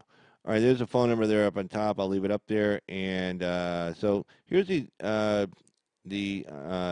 national emergency, declaring the national emergency statute. I mean, this is part of it. I didn't print the whole thing out. But let me kind of go through it with you here. 33 USC. Let me just double check something real quick. Make sure that's the extent of it. Yep. Okay. All right. You saw it bounce around a little bit there. All right. So give it a second here to punch up. There we go. Let's see. Should be punching up. There we go. There it is. All right. And I should have taken the sign down to be able to see a little bit better. There you go. All right. Let me read this out here. This is Title 33, United States Code, USC 2293. So what it says is reprogramming during national emergencies. And the big thing is with the national emergencies, you can move funds around. Secretary of Defense can move funds around that have been previously appropriated. That's a big thing. Previously appropriated to use. It was Mr. Lalo.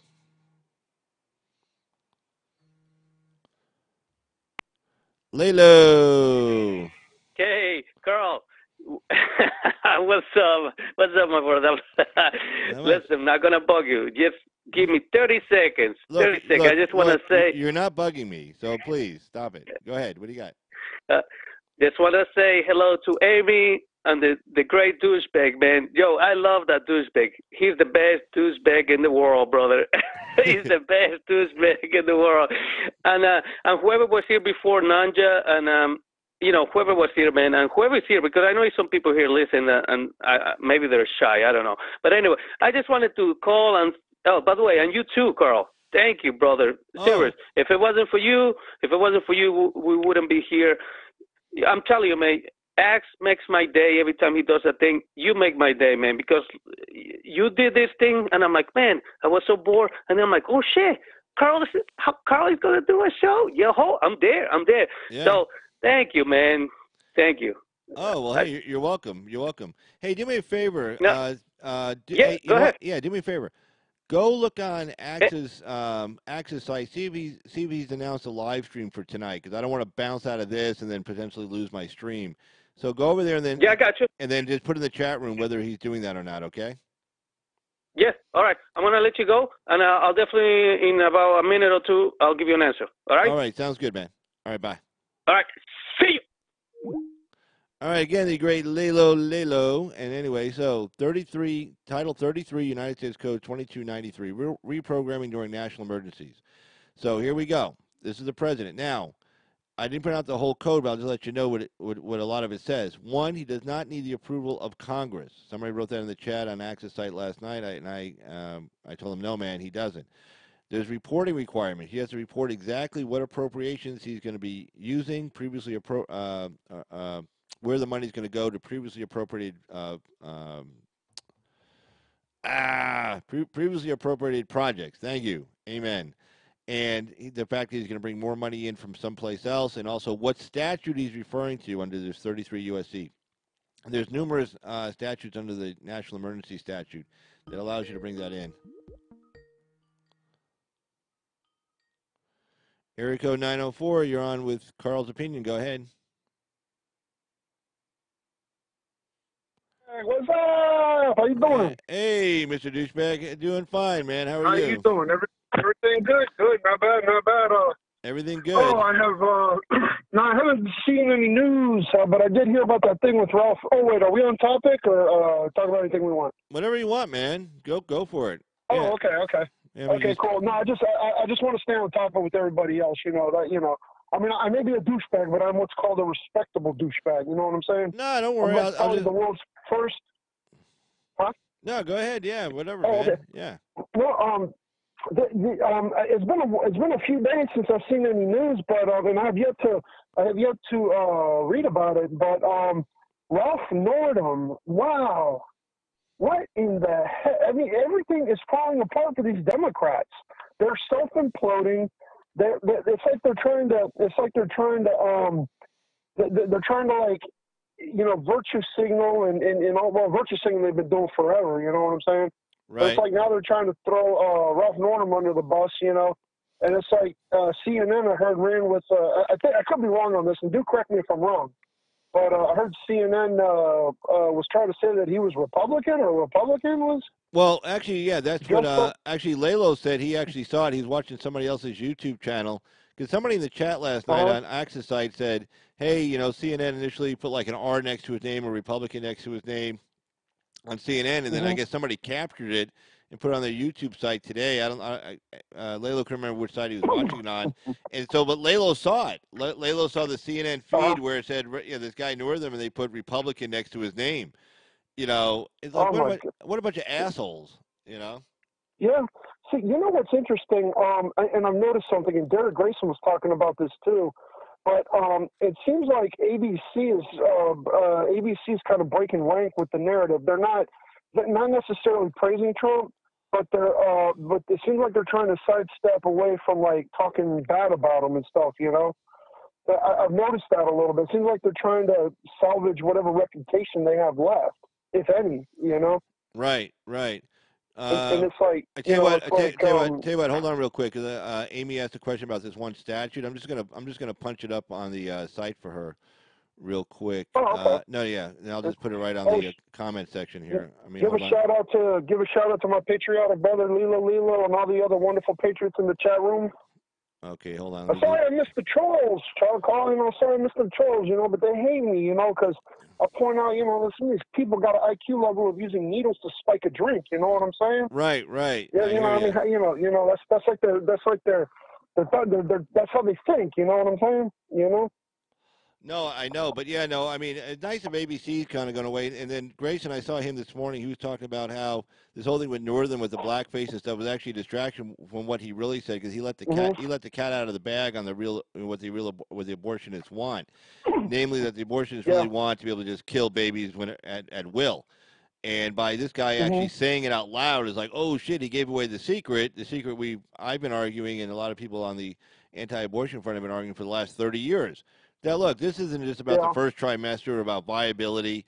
It's just about them about saying that a woman, if she doesn't want a baby, she shouldn't have to have it, even if that baby. I mean, the bill in Virginia that this guy said, yeah, you know, if the baby, because they said, what if you're trying to abort the baby and it's during labor and the baby comes out and it's alive? What are you doing? He goes, well, we'll just have to have a conversation about whether to kill it or how to kill it or just to let it die and keep it comfortable, like on morphine or something. I mean, that's homicide. That's murder. You know, straight up. You know what's interesting? Oh, I'm sorry. Go ahead. I didn't mean to interrupt. Go ahead. No, that was it. Yeah. No, I was gonna say, like, I was having an interesting conversation a while back with somebody. I mean, I didn't know the person, but you know, we just got to talking, right?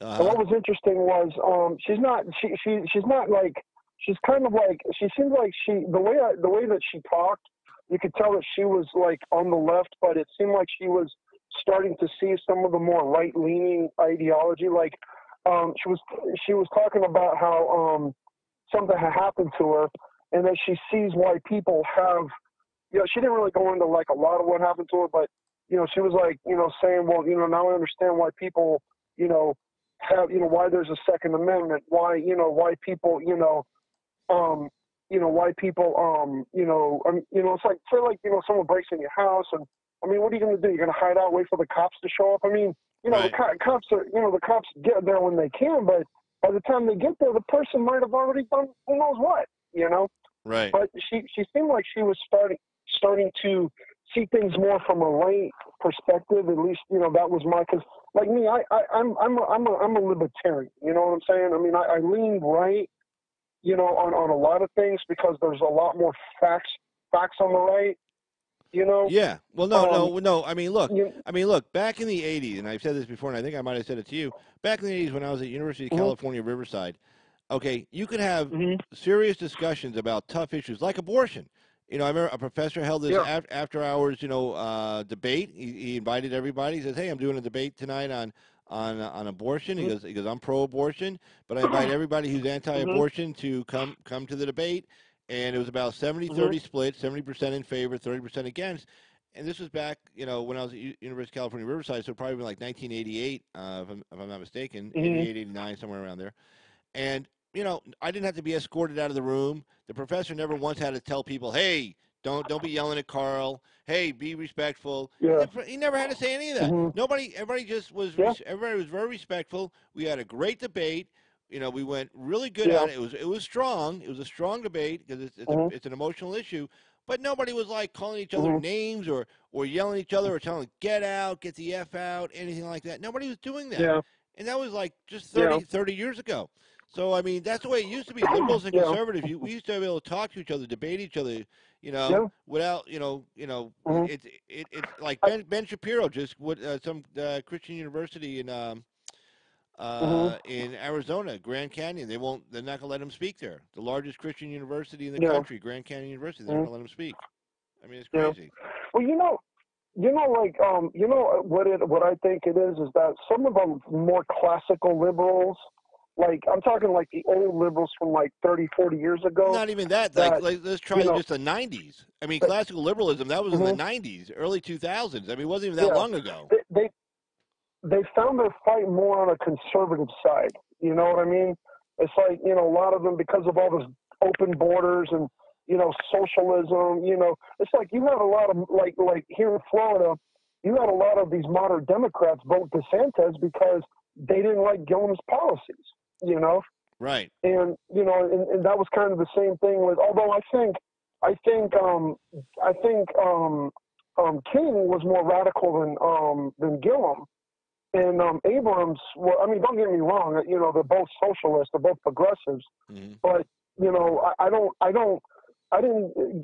really didn't strike me as radical as Abrams did. Like Abrams, she was like, radical in her ideology. She wanted to make all AR-15s. I agree. I think the difference between the two candidates was that Gillum actually had to run something, to wit a city. You know what I'm saying? So when you kind of run a city, you have this ideology, like, okay, this, socialism, whatever. And then when you actually have to run something and you have to pay the bills and you have to, and the city has to be working and bringing money in and revenue and stuff. I think when you actually run a city, I think he ran Jacksonville. He was mayor of Jacksonville, Florida. I thought it was Tallahassee, wasn't it? You know what? It might have been. You could be right. I think I'm wrong. Yeah. I think I'm wrong. But so maybe by running something, and seeing that this is how bills get paid. This is where the revenue comes from. It comes from these private businesses and things of that sort. Yeah. I think it kind of moderates your views a little bit. Now, I'm not saying that if he got like into national politics, like if he runs for president. It doesn't sound like he's going to run in 2020. It sounds like he's kind of holding off on that. No, it's going to be Beto O'Rourke. I have like Tom Binns was talking about that. Because Beto's kind of, because he's not. Beto doesn't. I mean, Beto's got some. He's got some. I don't think he could beat Trump. Because I'm kind of hoping that these governors that Trump backed that got elected are going to clean up this voter. And it seems like they are, from what I've been seeing. I haven't been following it, but I've seen tidbits here and there that that they're getting rid of. That they're trying to clean up the ballot voter rolls and things like that. I mean, because look at Judicial Watch. They found over 1.5 million people And I tell you what, Judicial Watch is incredible. I mean, they are. The left hate Judicial Watch. Yeah, they sure do. And the interesting thing too is that and I remember we were talking about this the last time. You know, when I was mentioning about how there are other wealthy individuals who are, you know, backing Trump, fighting against these globalists. You know, because like when I was watching, you know, and you can actually tell, you know, like I'm sure these capitalist billionaires that favor capitalism, they're not necessarily like, let's say if they had cheap labor, they probably wouldn't care, but they probably don't want to see socialism and open borders take over because it will cut into their profits. You know what I'm saying? Oh yeah, definitely. Like, you know, like look at Kenneth Griffith. When I was watching, I was reading a little bit of, I don't know much about him, but from what I understand, he backs a lot of conservative causes. The same thing with Peter Thiel. Peter Thiel was kicked out of Silicon Valley for his right-wing views. You know, these are the billionaires that favor capitalism that don't necessarily like to see a globalist, you know, agenda, but they kind of fight that globalist narrative, you know, like the socialist narrative, by funneling money into right-wing groups and conservative causes, you know, that promote and educate people. You know, like Turning Point USA is, you know, Turning Point USA was, I forget who it was that started it. I know about Charlie Kirk and Candace Sullivan, but I never really researched a whole lot of Turning Point because I like PragerU better. I mean, Turning Point's awesome, but they appeal more to a younger conservative audience. You know, well, you gotta remember. Yeah, I mean, Turning Point USA was started as a college campus, you know, alternative to the liberal narrative on college campuses. I mean, Charlie Kirk is older now, but I mean, he was a college kid when this thing first got ramped up. So that was the whole point of it. They used to go to college campuses and say, "Hey, here's an alternate point of view, the conservative point of view." And that was their whole deal. But yeah, now Charlie Kirk is getting older, so it's kind of hard to. He's not a college kid anymore, so it's kind of hard for him to go to college campus and relate to college kid because he's not a college kid. And let me tell you something. I stayed out of college for, you know, just 1 year when I was working construction and getting my residency for California. And let me tell you something. That 1 year, when I came back a year later, it was a different place. It was really weird. I mean, it was like the kids changed so quick. Like 1 4-year cycle, it's a totally different mindset. I mean, totally different mindset versus when I was there. Yeah. You know, so no, it does change. But hey, here's an interesting. Amy asked about. Did you know this? Because Amy said that President Trump is not going to necessarily use. Well, he can use the national emergency statute, but he's also going to use 10 U.S.C. Yeah. Did you know about that? 284. I never knew about that, but I do know that Derek Grayson has said on more than one occasion, I think he said it twice, that Trump is going to get the wall. And I think he's going to get it. I think he's more than likely going to get it because, you know, when you see, I mean, we all know that the Ninth Circuit Court is going to try and block him. That should not come as any surprise to anybody, you know, but I think it'll probably be overturned in the Supreme Court, you know, but from what I understand, there are things that Trump can do to bypass Congress, you know, because we got another caravan. We got a caravan of like, I think, I didn't see the numbers, but what was it, 40,000, 30,000? They're trying, these globalists and the Democrats are purposely trying to create a humanitarian crisis, and then the UN gets involved, and then they're going to try and force us to take them in when, what is it, UN law is clearly, you know, seeking, you know, if you're under political persecution, or if you're trying to seek economic, or trying to flee economic oppression. I don't know if I'm saying the right term now. I think that's, you know, but you're supposed to seek asylum in the nearest country. Right. Closest to you. Right. The first country, you know? the first country you get to when you leave your country, you're supposed to seek asylum there. But I mean, it's not. I mean, it's a rule. But I mean, if you break the law, if you break that rule, nothing bad happens to you. It's just that you are supposed to seek asylum in the first place you get to. And you know, on one hand, you can't say, well, Mexico is not safe. You know, Tucker Carlson kind of went after the guy from Telemundo on that.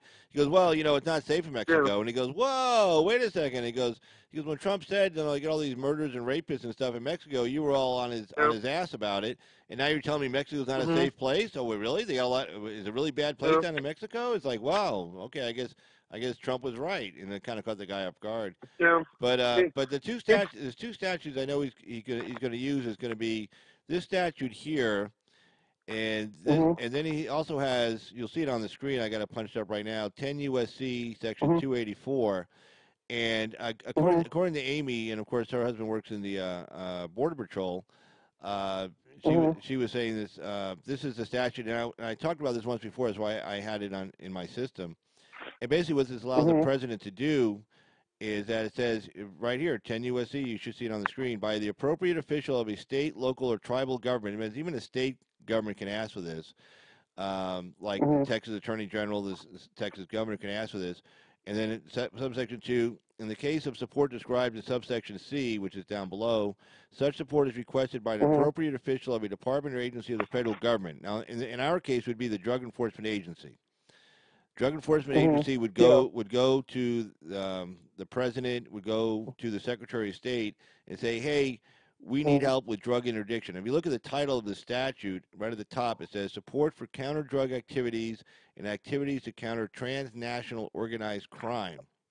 And so it says, in the case of support described in subsection C, such support is requested by an appropriate official of a department or agency, DEA, of the federal government, in coordination with the Secretary of State that has counter-drug responsibilities or responsibilities for countering transnational organized crime. And then it goes on to talk about types of support. It says types of support for agencies, the purpose of which Secretary may provide support under subsection A for other departments or agencies of the Fed, state, local, or tribal law enforcement agencies are the following. And one of the following things are, and there's like 12 different things that they can get support for from the administration, is number 7, construction of roads and fences. That's why the president used the word fences in that one speech he gave. Constructions of roads and fences and installation of lighting to block drug smuggling corridors across, across international boundaries of the United States. And Brian Colfage's We Build the Wall I think it's called We Build the Wall Organization. I think, but he set up a 501c4. And what's interesting is he could. I could be wrong, but they're actually talking to landowners out there that people who have land on the border, and these people are like more than happy to let them come in and build on their land. But I don't know how they're going to get around the EPA regulations, because we all know that the Environmental Protection Agency is probably going to try and stop them. Some kind of, well, you can't build on wetland, or they're going to try. You know what I mean? Well, they're going to try and stop them because it wouldn't necessarily be like the EPA, because again, that's Trump's EPA. But what would happen is that, for instance, and depending on the state, like Texas or the county, the county may have a problem with a big fence. You may have like county ordinances, and you get some liberals like in the county commissioners, that say you can't have a fence more than like 10 feet without getting a variance approved by the county by planning and stuff like that. They may hold off permission on that, but the state agency or a county agency could bring an action and say, hey, this is a wetland or something. But what I heard they were looking to do was like to lease the land, like a 21-year lease, so you don't get past statute of rule against perpetuities, and lease the land and then actually build these fences. But that's not a long-term solution, and that's not a good solution. The good solution would be if the federal government does it on their easements, on their rights of way, because the federal government has easements and rights of way along these border, and they already have the land's already theirs. They have an easement; they can already build on it. So. But what I think he's trying to do is he's trying to privatize border security, and then what if they have like militia groups, or let's say they partner with certain militia groups to patrol the border, because the militia groups would still be under. Yeah, let me tell you, that would be a disaster. Okay, that'll be that where that's going to end up. Some asshole down there. But do you think that's what he's trying to do? No, I don't. I'll be honest with you. I don't know what he's trying to do. I have no idea. I mean, when you say the guy, you mean the guy with the 501c4? I think so. Yeah, 501c4, I believe. Okay, I know he became a nonprofit. Yeah, I mean, I don't know what he's trying to. I mean, the only thing I know he's trying to do, because I just go from what I heard him say, was that he's trying to like get money put together, lease land from these ranchers and stuff, build fences along these leases. But then again, like say you got one rancher and then the next guy next door doesn't want to do it, you know, then you have this big hole in the fence, which is what we got right now. So it's not really going to solve anything, except you know, it'll maybe Border Patrol will have an easier time because you know then you got maybe 10 miles here of a fence, then a mile with no fence, and 10 miles of fence. So these people have to kind of go into that 1 mile area, make it easier for them to catch people because they can just patrol a little heavier on that 1 mile of where there's no fence. But I mean, this statute here. See, normally, okay, here's the deal. Congress, it's Article 1. Only Congress can appropriate money, period. They're in charge of appropriations. So, like when the president submits a budget and the Congress comes up with a budget, they have certain money that is appropriated to certain projects. Like when the defense budget is like $790 billion, $700 billion. Okay, the Pentagon just doesn't get to take that $700 billion and spend it on anything. It's gone through appropriations, and it's certain earmarks have been designated. Okay, you get $700 billion, but okay, $200 billion go for this project.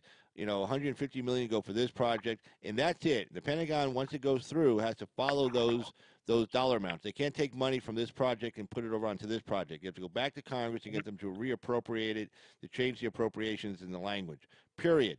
So, but so that's a constitutional thing for Congress. Okay, that's within the constitutional Article 1.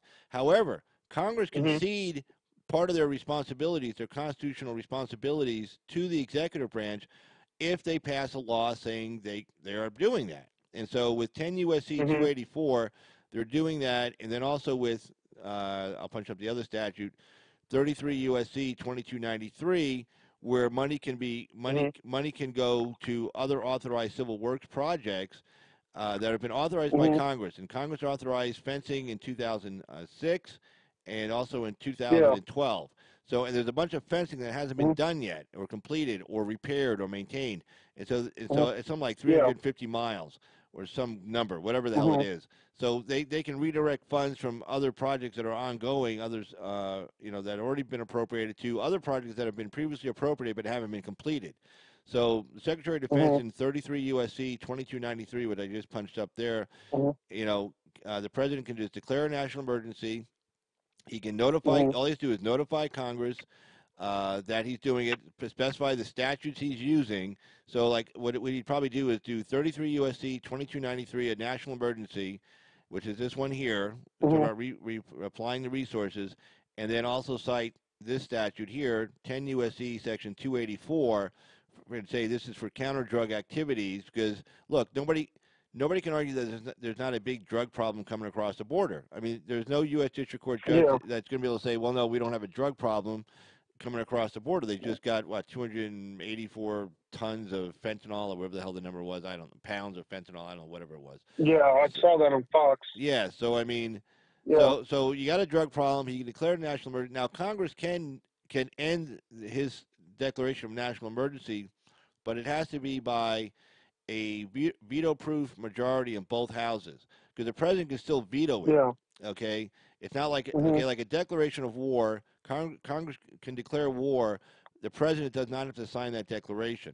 However, in this statute, the way this statute is written and where it's placed within the statutory framework, this is still just like a bill.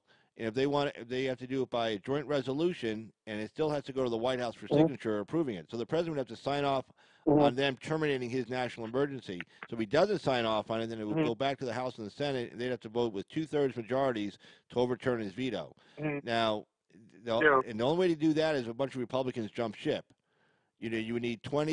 You would need 20 Republicans in the Senate to jump ship, and then whatever the number is in the House. Like probably 100 Republicans in the House to jump ship. Some people, what's really funny too is that some people like especially, that's another thing too, like the House, and I'm not trying to bounce around the subject. I'm sorry, but when you notice like all those rhinos that retired, they didn't retire because like I heard some people say, well, Trump had something on him and he gave them a choice, either get out or or face indictment, and I'm like, no, they retired because they knew that their seats could be won by incoming Democrats. They were basically playing musical chairs, and because these rhinos, all these rhinos that retired were the ones that were, the rhinos are the ones that covertly dislike Trump. The Democrats obviously openly hate Trump, And when Paul Ryan helped, oh my God, Paul Ryan's the biggest rhino I've ever seen in Congress. And there might be, I don't know if you can name a bigger rhino than Paul Ryan, but he helped the Democrats draft this omnibus bill. Trump had no choice; he had to sign it, or else government wouldn't it would have shut down. He had no choice to keep things going the way they were going. Right.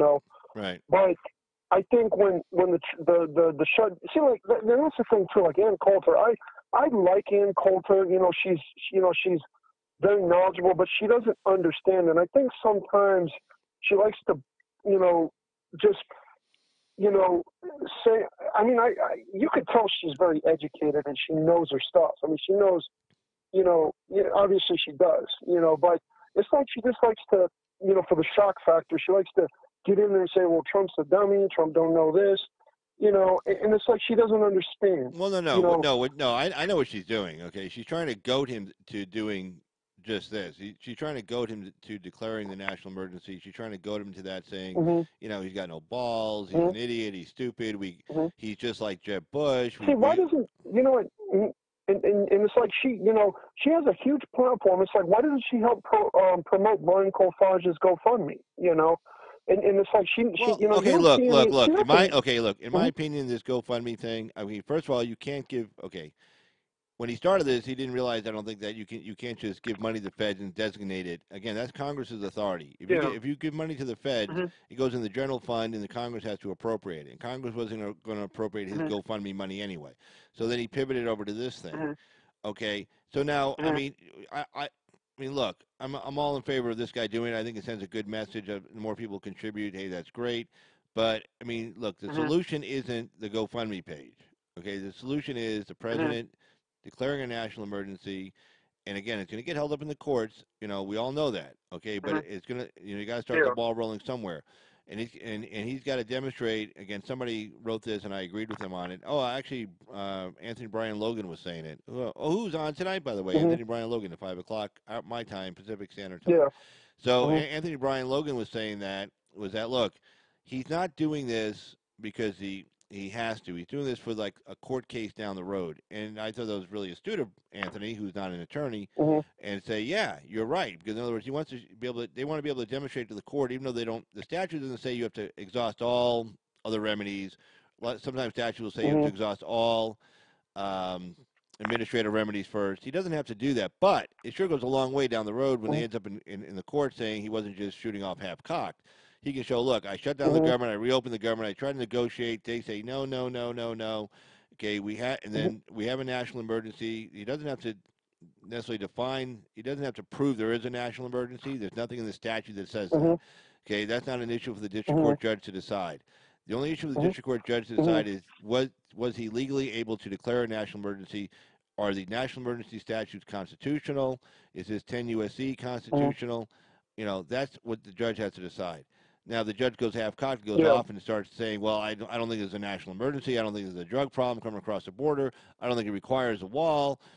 Well, then he's going way outside his bounds of what he's being asked to decide on, because that's not what he can be asked to decide on. But they can trust me, they can find a judge to do something stupid. That's not going to be hard to do. Oh, yeah. So they'll find a judge to do that. That's what the Ninth Circus is for. Well, the Ninth Circuit is the single most overturned circuit in the country. Yeah. I mean, that's Obama wanted to pack the court with liberal judges and basically hold this country hostage, by the Supreme Court, and, it's like that thing with Lindsey Graham, when he went, like during the Kavanaugh hearing, I'm like, this can't be Lindsey Graham, this guy was another Trumper, Yeah. And it's like all of a sudden he, which is, don't get me wrong. I mean, hopefully he's seen the light, I mean, I always say once a rhino, always a rhino, but, okay, give him the benefit of the doubt. Maybe he, but, and the other thing too with DACA, it's like you got some of these progressives that are starting to call out the Democrats, and even Cher wrote a tweet, Democrats, what are you doing? Come on, give Trump his wall so you can save DACA. And it's like, and they're showing the true colors. They don't care about DACA. They didn't even care about those 800,000 people that were furloughed. Well, no, You know, right, and then some of these immigrant activist groups are like they're like they're playing poker on this thing. They're saying, "Oh no, we're not going to exchange our DACA people for the wall. We're not going to exchange our maybe 2 million, 3 million people being able to become legal for the wall." Well, I guarantee if you go ask one of those about 20 of those 3 million people, I guarantee they'll be like, "Hey, yeah, f you, buddy. Yeah, I'm okay with that deal." I mean, I get to be legal. I get to have, because it's not really any chain migration. Also, I get to be legal. I get to have my family here, and he gets a freaking wall. Mm-hmm. I don't give a shit. Give me the damn wall and let me and my family be legal. Let my kids be legal, and shut my up. mother had to come legally. Yeah, my mother and my family did it legally. I mean, it's like what it's like. It's funny because I'm half Latin, and some people like, well, and I hear it all the time. It's like, how can you be Latin and no, some of the horror stories that I heard from like when my mom was growing up in Cuba, and some of the things that she told me, it makes you think a lot. I mean, even though I've never experienced those things, but it makes you appreciate what you have if you have the wisdom to see what's being told to you, Right. and pick up on it. I mean, not everybody can do that, and it's like this younger, somewhere along the line, this younger generation, they don't know what it's like to live in harsh conditions. They just don't have they don't have the not all of them. I'm just saying like the ones that I see. It's like that one. I don't know if you saw that video. I forget who it was that was out there. But no, it was David Harris Jr.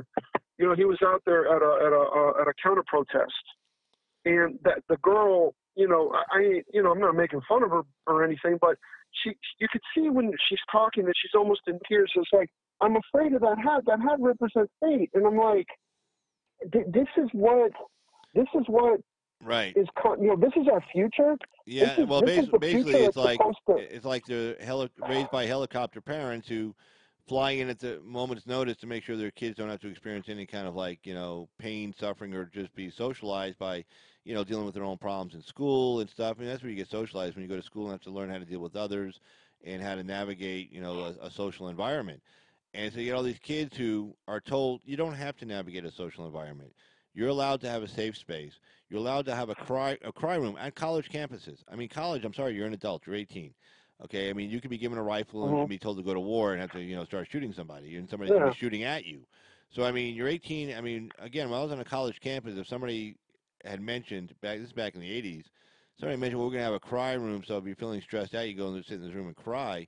I mean, we would have been like, get the F out of here. I mean, what's your problem, Yeah. But the 80s, that's when men were men and women knew it, So we were still badasses back then. Yeah. But no, I mean, it's you're right. The way these kids are today, it's like they're allowed to, they're allowed to have their feelings and their, protected, Amy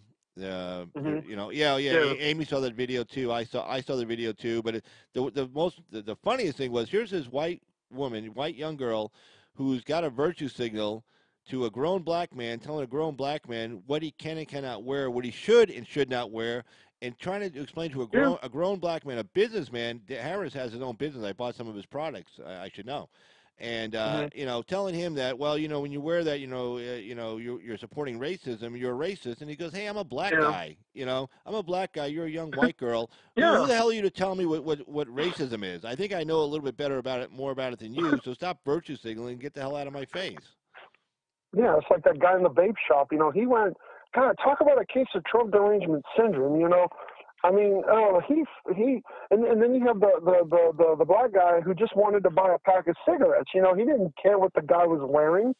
Right. Then there was something else too, where the guy, I forget the guy's name, who had the shirt and the hat, but he was with a non-Trump supporter. A black woman, but she was very disgusted at how the guy acted, and she posed with a picture with him. She kind of struck me as more of a classical liberal than a progressive liberal. Right. And it's like the term liberal. These leftists they've hijacked the term liberal. And it basically to me it ain't liberal anymore. It's either Marxist leftists or leftists or or obviously progressives, Right. and then they talk about democratic socialism. I mean, really? Yeah. I mean, but Bernie's, I mean, I'm not I mean, like, let's say if I had to choose, I mean, let's say, because it always comes down to the two evils, right? The lesser of two evils, right? I mean, like, let's say if you had no other choice, Bernie would have been a better candidate than Hillary. I mean, I don't support any of those policies. Yeah, Medicare for all, but yeah. Wait, hold on. Yeah, maybe a better candidate. Probably would have had a better chance of winning, but his policies would have been a disaster. Oh wait, let me just shout out to Amy. Amy talking about Amy's talking about your friend Brian Kolfage, the guy with the GoFundMe page.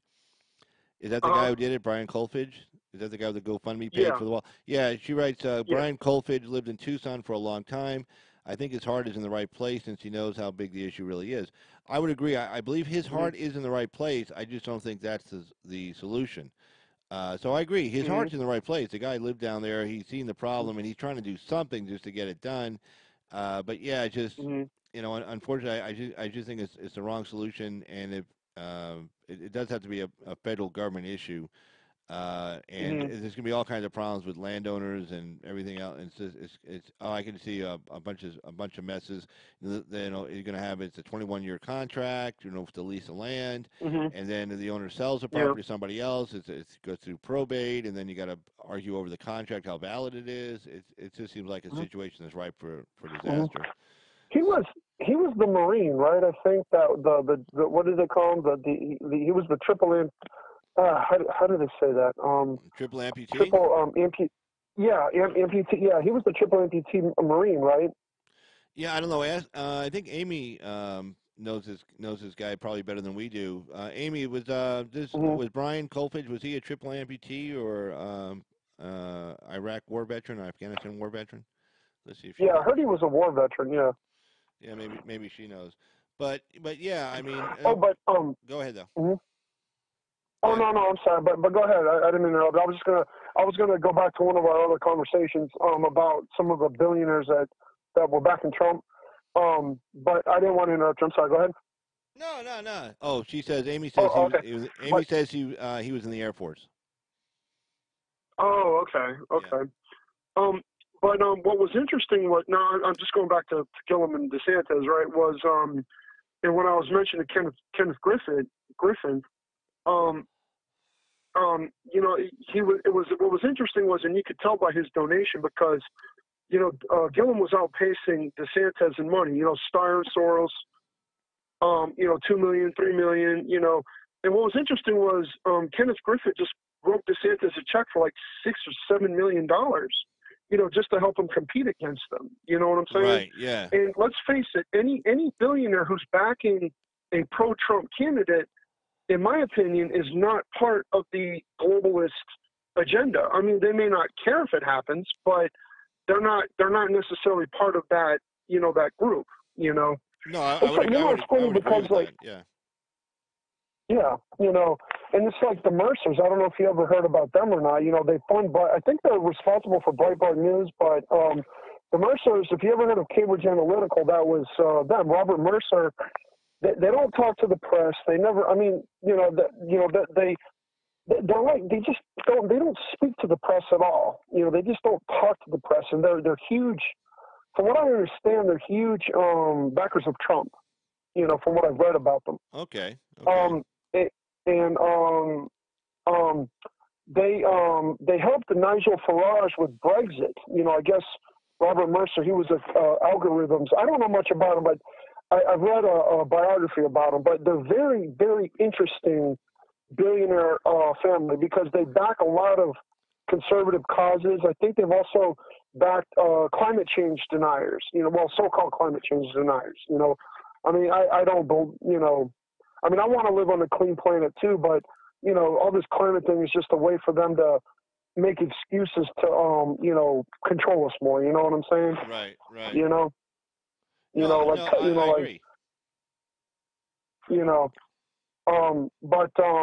And then you have Sheldon Adelson, who, he's always he's donated to a lot of conservative causes. Yeah, no, Sheldon's out of Las Vegas. He owns the Venetian Hotel, if I'm not mistaken. Yeah. Also owns the Mm-hmm. Las Vegas Review Journal, and he's a very Yeah. very pro-Israel, very pro-Republican. Yeah, and you know what? Is he perfect? No, but I tell you what, I would say this guy's a little bit better, a little bit more, like, I don't think he's as bad as Soros and Steyer. You know what I'm saying? I mean, give me a capitalist bully. Give me a bully who's a capitalist over a bully who's a socialist. If I'm working, let's say if I'm working with somebody who's, I'm working 7 days a week. This guy makes me work really hard, but he gives me food, he gives me shelter, he gives me time to myself. He recognizes that I'm a human being and not some, well, let's say he treats me a little bit better than he at least recognizes that I'm a human being and that I have, that I have to be taken care of and things like that, because I'm taking care of him, like the people I work under him take care of him, right? Right. I would rather come to the defense of a master like that than a master who would make me do all those things and give me nothing. You know what I'm saying? Right. No, I totally agree with you on that. I'm over dramatizing. I know. I'm sorry. I'm like over dramatizing everything. You know what I mean? But it's just that this is the times we live in now. And I do think we're winning. Because they wouldn't be trying to censor everybody if they were winning. Well, no. They weren't winning. They saw. What I mean? They saw what happened in 2016. I mean, 2016. Yeah. A big part of that was social media because normally the mainstream media controls the narrative, and you're stuck with you can watch Fox or the mainstream media, and Fox isn't necessarily a great source. I mean, if you watch the daytime episodes, One American News is better. One American News or Newsmax. One American News, like Liz Wheeler, boy, does she hammers the progressive left hard. Well, no, I understand that, but what I'm saying is, most people don't watch that. Okay, most people watch, one of the three. The mainstream. Yeah, CNN, MSNBC, or Fox. But the thing with the internet did with social media, primarily YouTube and Facebook and Twitter to some extent, was that we were able to give the real facts. We weren't just giving the spin. Not to mention the news media. The biggest way they use their bias is by selective reporting. They only cover certain stories. They won't cover, like they wouldn't necessarily cover a Trump rally where there's like 20,000 people, or they wouldn't tell you there's 20,000 people, or they wouldn't. A great story from that campaign, and of course they weren't going to cover this, was the number of people showing up to the Hillary Clinton rallies versus the number of people showing up to the Trump rallies. That was a story that should have been out. That was a story that just was in their face, literally, because they were at these rallies. They had their people there, and somebody. I can't believe somebody didn't turn to the other person and say, "Gee, I'm covering the Trump rally, you're covering the Clinton rally," like in the newsroom, and say, "Gee, I had like 20,000 people there mobbing the stage. Well, how was it over there with in Newark, New Jersey with Cory Booker?" Well, we were then. That person would say, "Well, we were in a gymnasium." Cory Booker. Yeah, we were in a gymnasium. Yeah. We were in a gymnasium, and there was only a couple hundred people there. And and I couldn't believe it. So I mean, there's a story that should have been told, but they selectively chose not to tell that story, not to show you the comparisons between the crowd sizes, which I don't know why. I mean, for every sporting event. They definitely had no problem comparing the crowd size to the Trump inauguration to the Obama inauguration of 2008. They did that really lickety-split. Oh, look, there's not as many people there. Well, I mean, but they didn't even touch it during the campaign. Like how many people there. I mean, they do during sporting events, everything else, but they left that story out. So the nice thing about with the internet, with YouTube and with Facebook and Twitter, I'm really not on Facebook or Twitter that much, but I'm on YouTube a lot, and I was on. Yeah, I don't use those platforms. Yeah. Right. So, I mean, we got to show the alternate facts, namely the facts, not just alternate facts, but the real facts. Yeah. Like, look, this was really going on out there. The media says this is the truth. And they say, oh, that is the truth. And the media either wouldn't not necessarily would retract it, but they just stop covering their angle on it because they got called out on it. So they saw that in 2016, and that's the last thing they wanted for 2018. They did a pretty good job of suppressing us. Oh, they're going to do the same thing. No, it's going to be far worse. I mean, they're already showing it's far worse right now. Mark Dice. Colorado's trying to. Go ahead. Oh, what was you saying? No, I'm saying, look at Colorado and other states you watch are going to follow. Colorado's trying to do away with the Electoral College, because from what I understand, I don't know this for sure, but from what I understand, they know that Trump has a excuse my language, but damn good chance of winning 2020. They know this. That's why they're trying to do away with the Electoral College. Now, I don't know how they're going to do that. Well, but, I heard some kind of weird state plans where, like, you could say, how was it that it was going to be split between, like, the top two candidates or something like that? Like, in other words, it's not a winner-take-all kind of situation where, like, the person who gets the majority vote in the state wins all the electoral votes, where it's like, I think, who does that, Maine or something like that, where they split it up or something? I can't remember. Where they don't violate the Constitution. Now, I haven't deep dove into that issue to look at the constitutional ramifications. If a state can say, well, it's not a winner take all for the Electoral College, it's going to be based on percentage of votes you get. I don't know if they can do that or not. I haven't looked into it. I'm a lawyer, so I'm not just going to make some half-cocked statement and say, oh, they can't do it or they can do it without research. Oh, yeah, no. So I'm not sure. That's why I always say, that's why, like, when you hear me talking, and I always say, correct me if I'm wrong, because, I don't want to be wrong, and if there's something I don't know, let me know, you know what I'm saying? No, I totally get it. Because it's like, Trump, I'm almost willing to bet, I'm willing to bet Trump is going to win re-election. I mean, the moderate Democrats, the blue dog Democrats are gone. They were purged from the party, when all the infighting was really bad from 2017, because you had a lot of Democrats who were like, we don't want this, because, they don't want them voting with their conservative counterparts. That's one reason, Right. But any of the moderate centrist Democrats were kicked out of the Democrat Party. Because and that's something that I wish, because, like I said, I'm a libertarian. I lean right on many issues. But when people say that, all Democrats were this and all Democrats were bad, that is not necessarily true. You had some good Democrats, but they get overshadowed by the bad Democrats. Right. Right.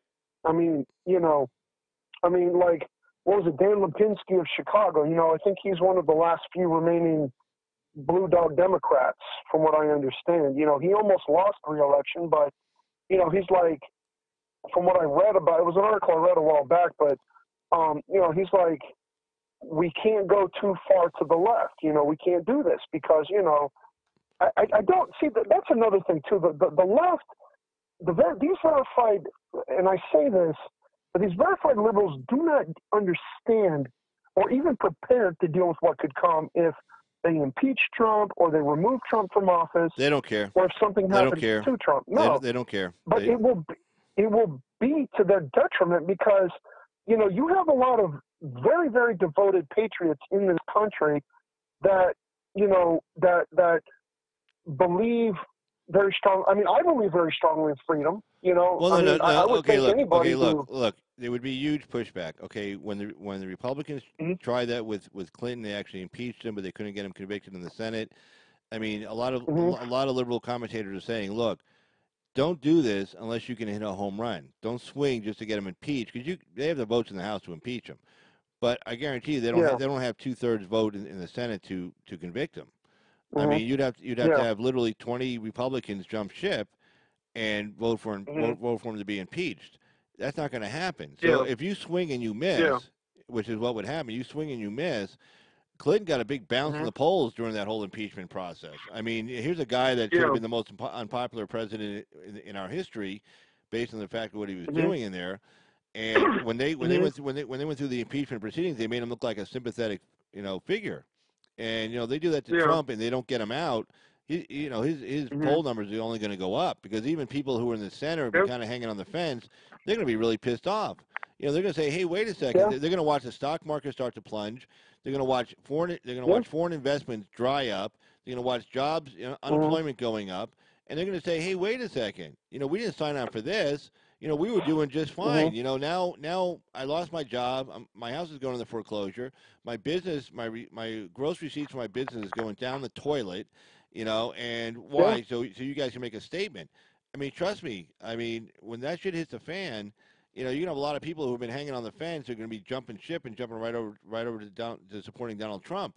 So that's why Pelosi. Yeah. See, now Pelosi knows that, and Schumer knows that. That's why they want these. Yeah, that's why they want illegals to vote, because they know they're losing their base. I mean, what was it? I think it was Van Jones. I heard about it. I think who it was that covered it, I don't know. I don't know if it was Randall Taylor that covered it, or Brandon Tatum, but someone was saying that Van Jones sent out a tweet that said, why are black people supporting illegal immigration? And I'm like, this guy is, this guy is like, trying to break from the net. Wait, are you sure that was Van Jones or that was Tariq Nasheed? Was it Tariq? Oh, maybe it was Tariq Nasheed. Yeah. Okay, my bad. Yeah, Tariq Nasheed even way to the left of Van Jones. And Tariq Nasheed was, well, the black conscious community, and I listen to T. West a lot. He's with his YouTube site is called Afro Synergy News. And I disagree with him big time on his positions on Israel, but on a lot of other issues I agree with him on. And he was in the black conscious community is like saying, hey, wait, this illegal immigration hurts black people more than any other ethnic group in the country. And a lot of that black conscious community is really pushing that. And then I guess Tariq Nasheed is like, and he's way on the left. And even he's like, like now he didn't really come out forcefully. I mean, all he did was send one little tweet saying, why are we supporting this? He just threw the question out there instead of saying don't support it. So he really didn't get behind it. But he still put the question out there, and that was pretty big for him to even put the question out there. Why are we supporting illegal immigration? It doesn't benefit black people at all. And if you're somebody who's a black first or a black first person or a black conscious person, where again you believe in like T. West Black Agenda, it's like a 21-point agenda or 30-something point agenda. I always forget. But illegal immigration doesn't fit into that at all. It just doesn't. And Axe got into it last night with that one troll, and he was trying to tell him the same thing. Axe isn't part of that. Oh God, that was so unbelievable. Yeah, and Axe, and Axe is not part of the black first or black conscious community. But even the troll was saying, oh well, what's but it does. Illegal immigration hurts the African American community more than any other ethnic group in this country. First, because they move into the same. I mean, okay, here we go. The movie. I mean, I'm sure you saw it. Straight Outta Compton, the movie with Ice Cube and. I haven't seen it yet, but I heard of it. You haven't seen it yet. It's like 20 years old. But anyway, if you want to watch a well-made movie, okay, from the 90s, that's a movie to watch. But anyway, Straight Outta Compton, right? It's about these kids who, formed NWA. I can't say the word. I don't like the word. I'm not going to say it, but NWA. I get. I understand. You're right. That's the name of the group. So Compton was like 70% black, just like back in the 90s. Well, now it's like 35% black because it was gentrified by Hispanics. In fact, the congresswoman who represents Compton, the 44th congressional district, is a Latina. She's Hispanic. And she beat the mayor of Compton, who a female who is black, beat her in the race. So that just goes to show you how much it's shifted. So when illegal immigrants come into this country, they generally move into the inner cities, generally populated by a lot of black people, and they move them out. They take over their housing. They go for the kind of jobs that they have. They undercut them on how much they're going to get paid and everything else because they're illegal. They work under the table. Nobody has to pay workers' comp insurance or anything like that. So I mean, so it affects their community more than anybody else's community first. It affects everybody else's community down the road, but first and foremost, it affects them. So, but anyway, I tell you what, it's about. I've been on for a little over 2 hours now. I'm sorry. No, it's okay, man. I'm gonna go ahead and. Carl, I love. I like when I like the chat. I don't know if you've ever heard of Chrissy-Ann, but I've heard of her through Maurice Delk. That's how I found out about her. But she's also another great YouTuber that I like to listen to. You, Axe, and Chrissy-Ann are like the three best on YouTube. I like Maurice Delk, but he's more like fun. He has more fun with it, Right. But I also like the seriousness and like the seriousness that you guys bring. You know what I mean? Okay, and let me just ask Amy real quick. Amy, if you're still there, did I answer your question on 10 USC Section 284? Let me just put it. Oh. Let's see. Let me just ask her. No, stay on the phone. Let me just ask her real quick. If Oh, okay. Let's see. At Amy. Let's see. Did I answer? Oh, shout out to Lilo. Oh yeah. Lilo's awesome. I love it when Lilo calls in.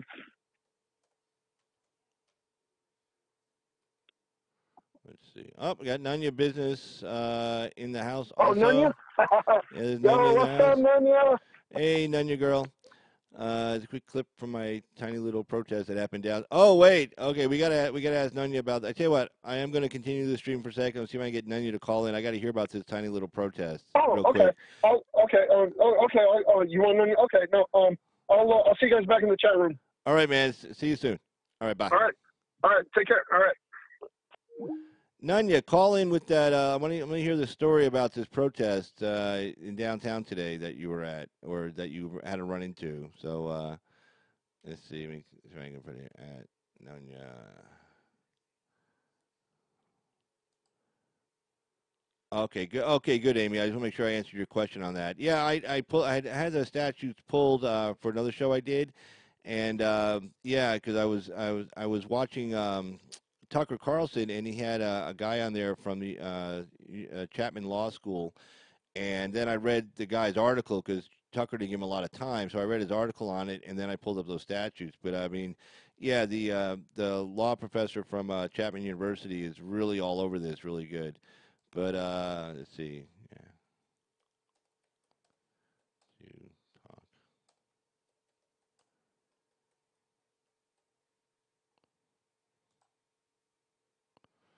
But yeah, I definitely want to hear about that protest. That's gonna be something. Oh, that looks like her right there.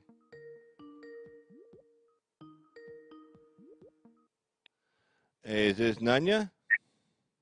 It is. It is. All righty, very good. Okay, yeah, tell me what happened. Where were well, I mean, you don't have to give your city away. I don't know if you want to or not, but what kind of protest were you running into?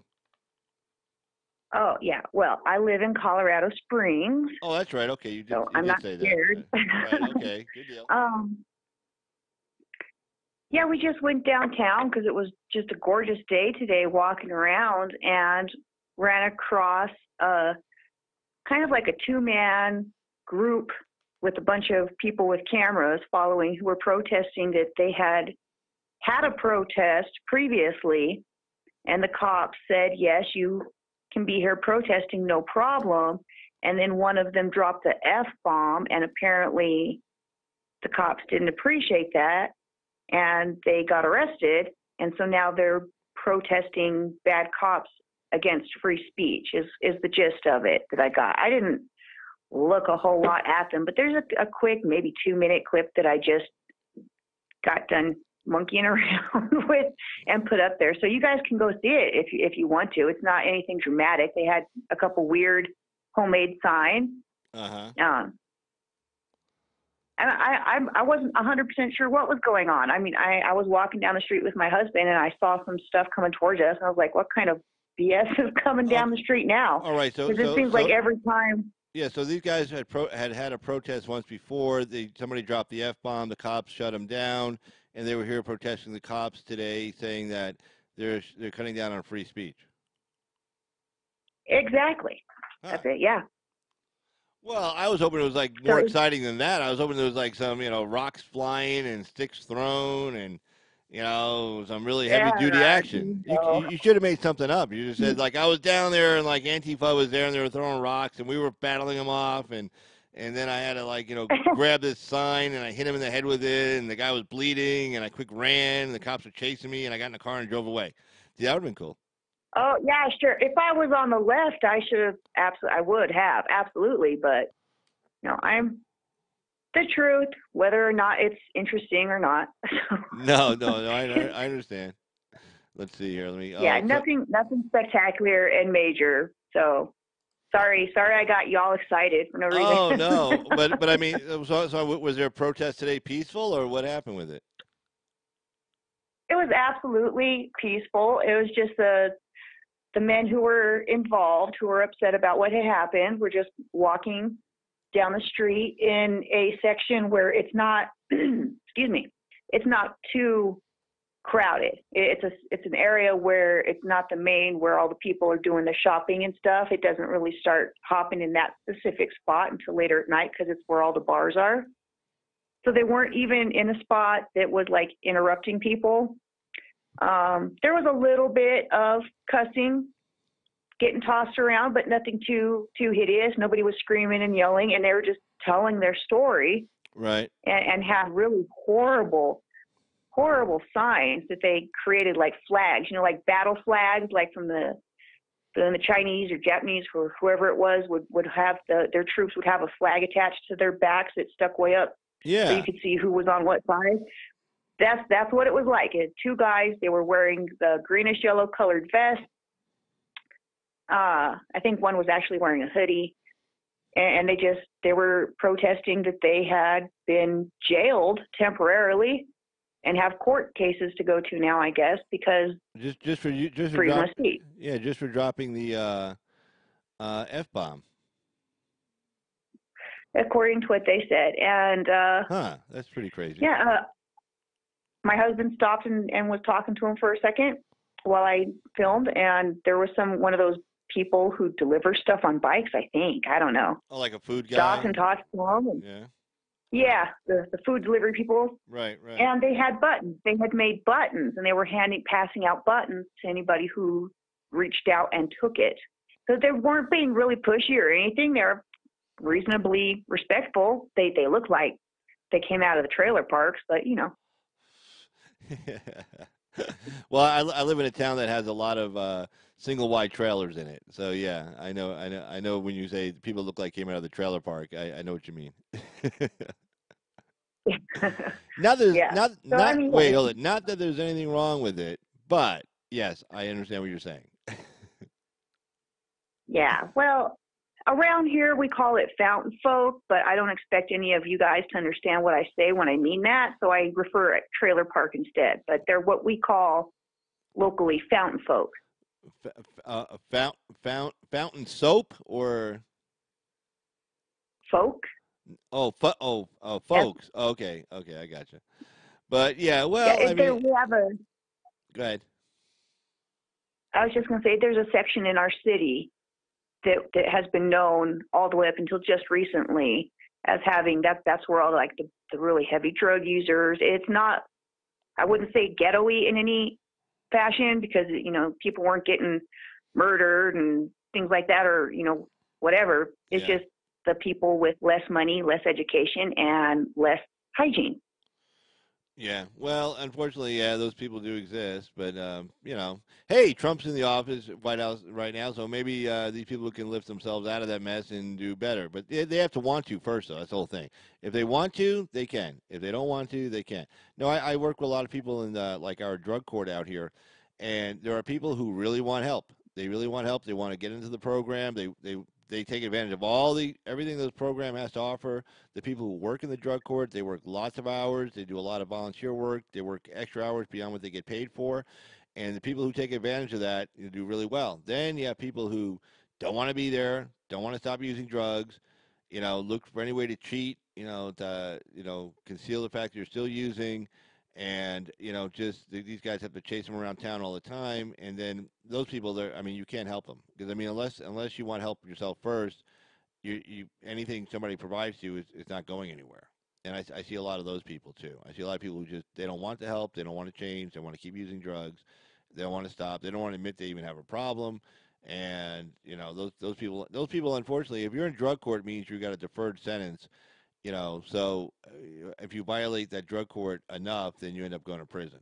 And that's where they end up, unfortunately. Yeah. Well, it's kind of asinine of me to make those assumptions based upon the way they look, in all honesty. But, I'm human. So I have no idea where they come from or into their backstory. So I probably shouldn't be trash talking people I don't know anything about. So it's kind of rude of me. Well, you can trash talk somebody because we don't know their name, so you're not insulting anybody specifically because we don't. Now if somebody's watching this and they go, "Hey, I think she's talking about me," well then maybe maybe she is, and that's not a good thing, I mean, for them. What I'm saying? Like Well, if you fit that description, then maybe you need to, fix yourself up a little bit. I don't know. Yeah, I mean, I can't judge too much. Half the time I just roll out of bed and then roll right back in later in the evening. So I'm not going to say too much. But when I go out the door, I do try to at least be clean. No, exactly. Well, I see Voltron writes, I bathe twice a day. Just saying. There you go. But okay, I tell you what, I'm going to go to end this live stream now. I've been on for about 2.5 hours now. And then, not to mention, I got Anthony Brian Logan's coming on at 5, and I always watch his live stream. Do you watch Anthony? You watch Anthony Brian Logan, don't you? ABL. No, I don't. Oh, if you want to watch a good live show, he does it every Wednesday and Saturday at 5 p.m. My time, Pacific Standard Time. So Central. You're Mountain or Central? Mountain. Yeah, so just 6 o'clock your time every Wednesday and every Saturday. He has two sites. He has ABL or Anthony Brian Logan, but he caught a strike on that, so he got permission from YouTube to post his live streams on ABL Gaming. A as in Apple, B as in boy, L as in Larry. ABL Gaming. He does a live call-in show. He does it with Skype also. You can just call him from regular phone, or you can appear through a Skype video on his live stream. I generally call in every show he does. He's really sharp. He's part of the Young Black Leadership Summit guys. Young Black Leadership, Young Black Conservatives. He's not that young. He's like in his 30s. He's not a kid. But yeah, he does that. He's really knowledgeable. It's fun watching him. He does a lot of videos and stuff. Yeah, definitely. I would definitely recommend subbing to his site because he has really good discussions and really good call-in shows. But yeah, I would definitely recommend subbing to his site without a doubt. All right, I will certainly check it out. You have a good night. Thanks for doing your show. Oh, hey, right back. Thanks for calling in. Right back at you there, Miss Nunya. And thanks to everybody. And then Nunya, you have a great night. You too, Carl. Everybody else, good night to you as well. All right. Bye-bye. Mm-hmm. Bye-bye. And that was a great Nunya Business calling in live on the Carl's Opinion Live call-in show. And I just want to thank Nunya for calling in, and also the great douchebag and Mr. Lalo calling in earlier. I want to thank everybody who's been in the chat. That would be Voltron, Amy, Lalo, Nunya, Amy, and I think that's, I said douchebag already. Yeah, I think that's about it. But I want to thank everybody who's been on the chat. I want to thank everybody who's been watching and hopefully enjoying this this live stream. I want to thank everybody who will be watching later. And I just want to say, everybody have a great evening. And hey, we'll see you next time. And until then, I'll cut you guys out with some music, and I'll leave the statute up also on here. So let's go like this. Let's see. Boom. There we go. So I'll leave the statute up there as 10 U.S.C. Section 284. And let me just pull down the last part because that's the most important part. There we go. Let's see if that got it covered. Yeah, there we go. Construction of roads and bridges is Section 284. So anyway, guys, have a great one. Take care, and we'll see you next time on Carl's Opinion. If you liked the video, hit like on it, please. And if you're new to the site, please hit the subscribe button. All right, guys, take care.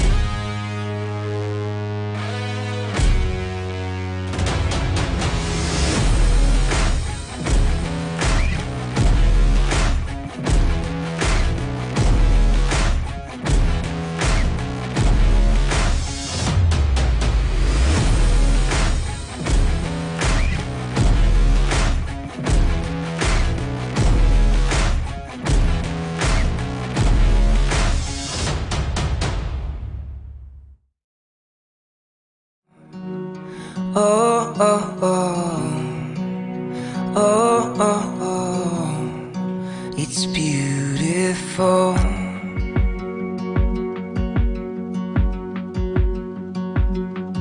Yeah, time flies when you get it right. So hold on tight to me.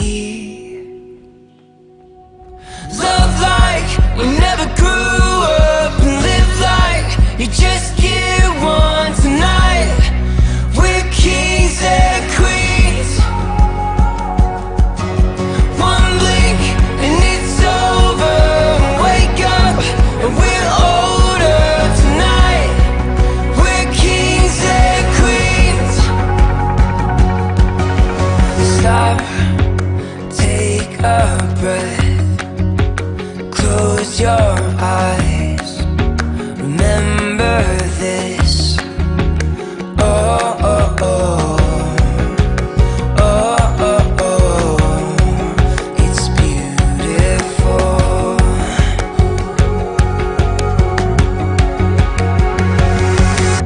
Love like we never grew up, and live like you just get one tonight. We're kings and queens. One blink and it's over. Wake up and we're older tonight. We're kings and queens.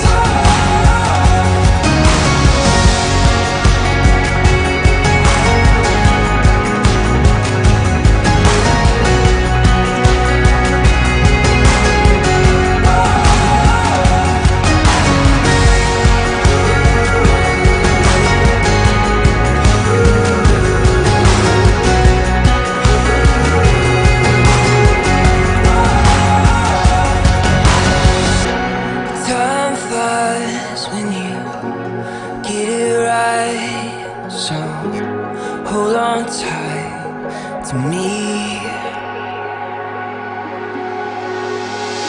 Love like we never grew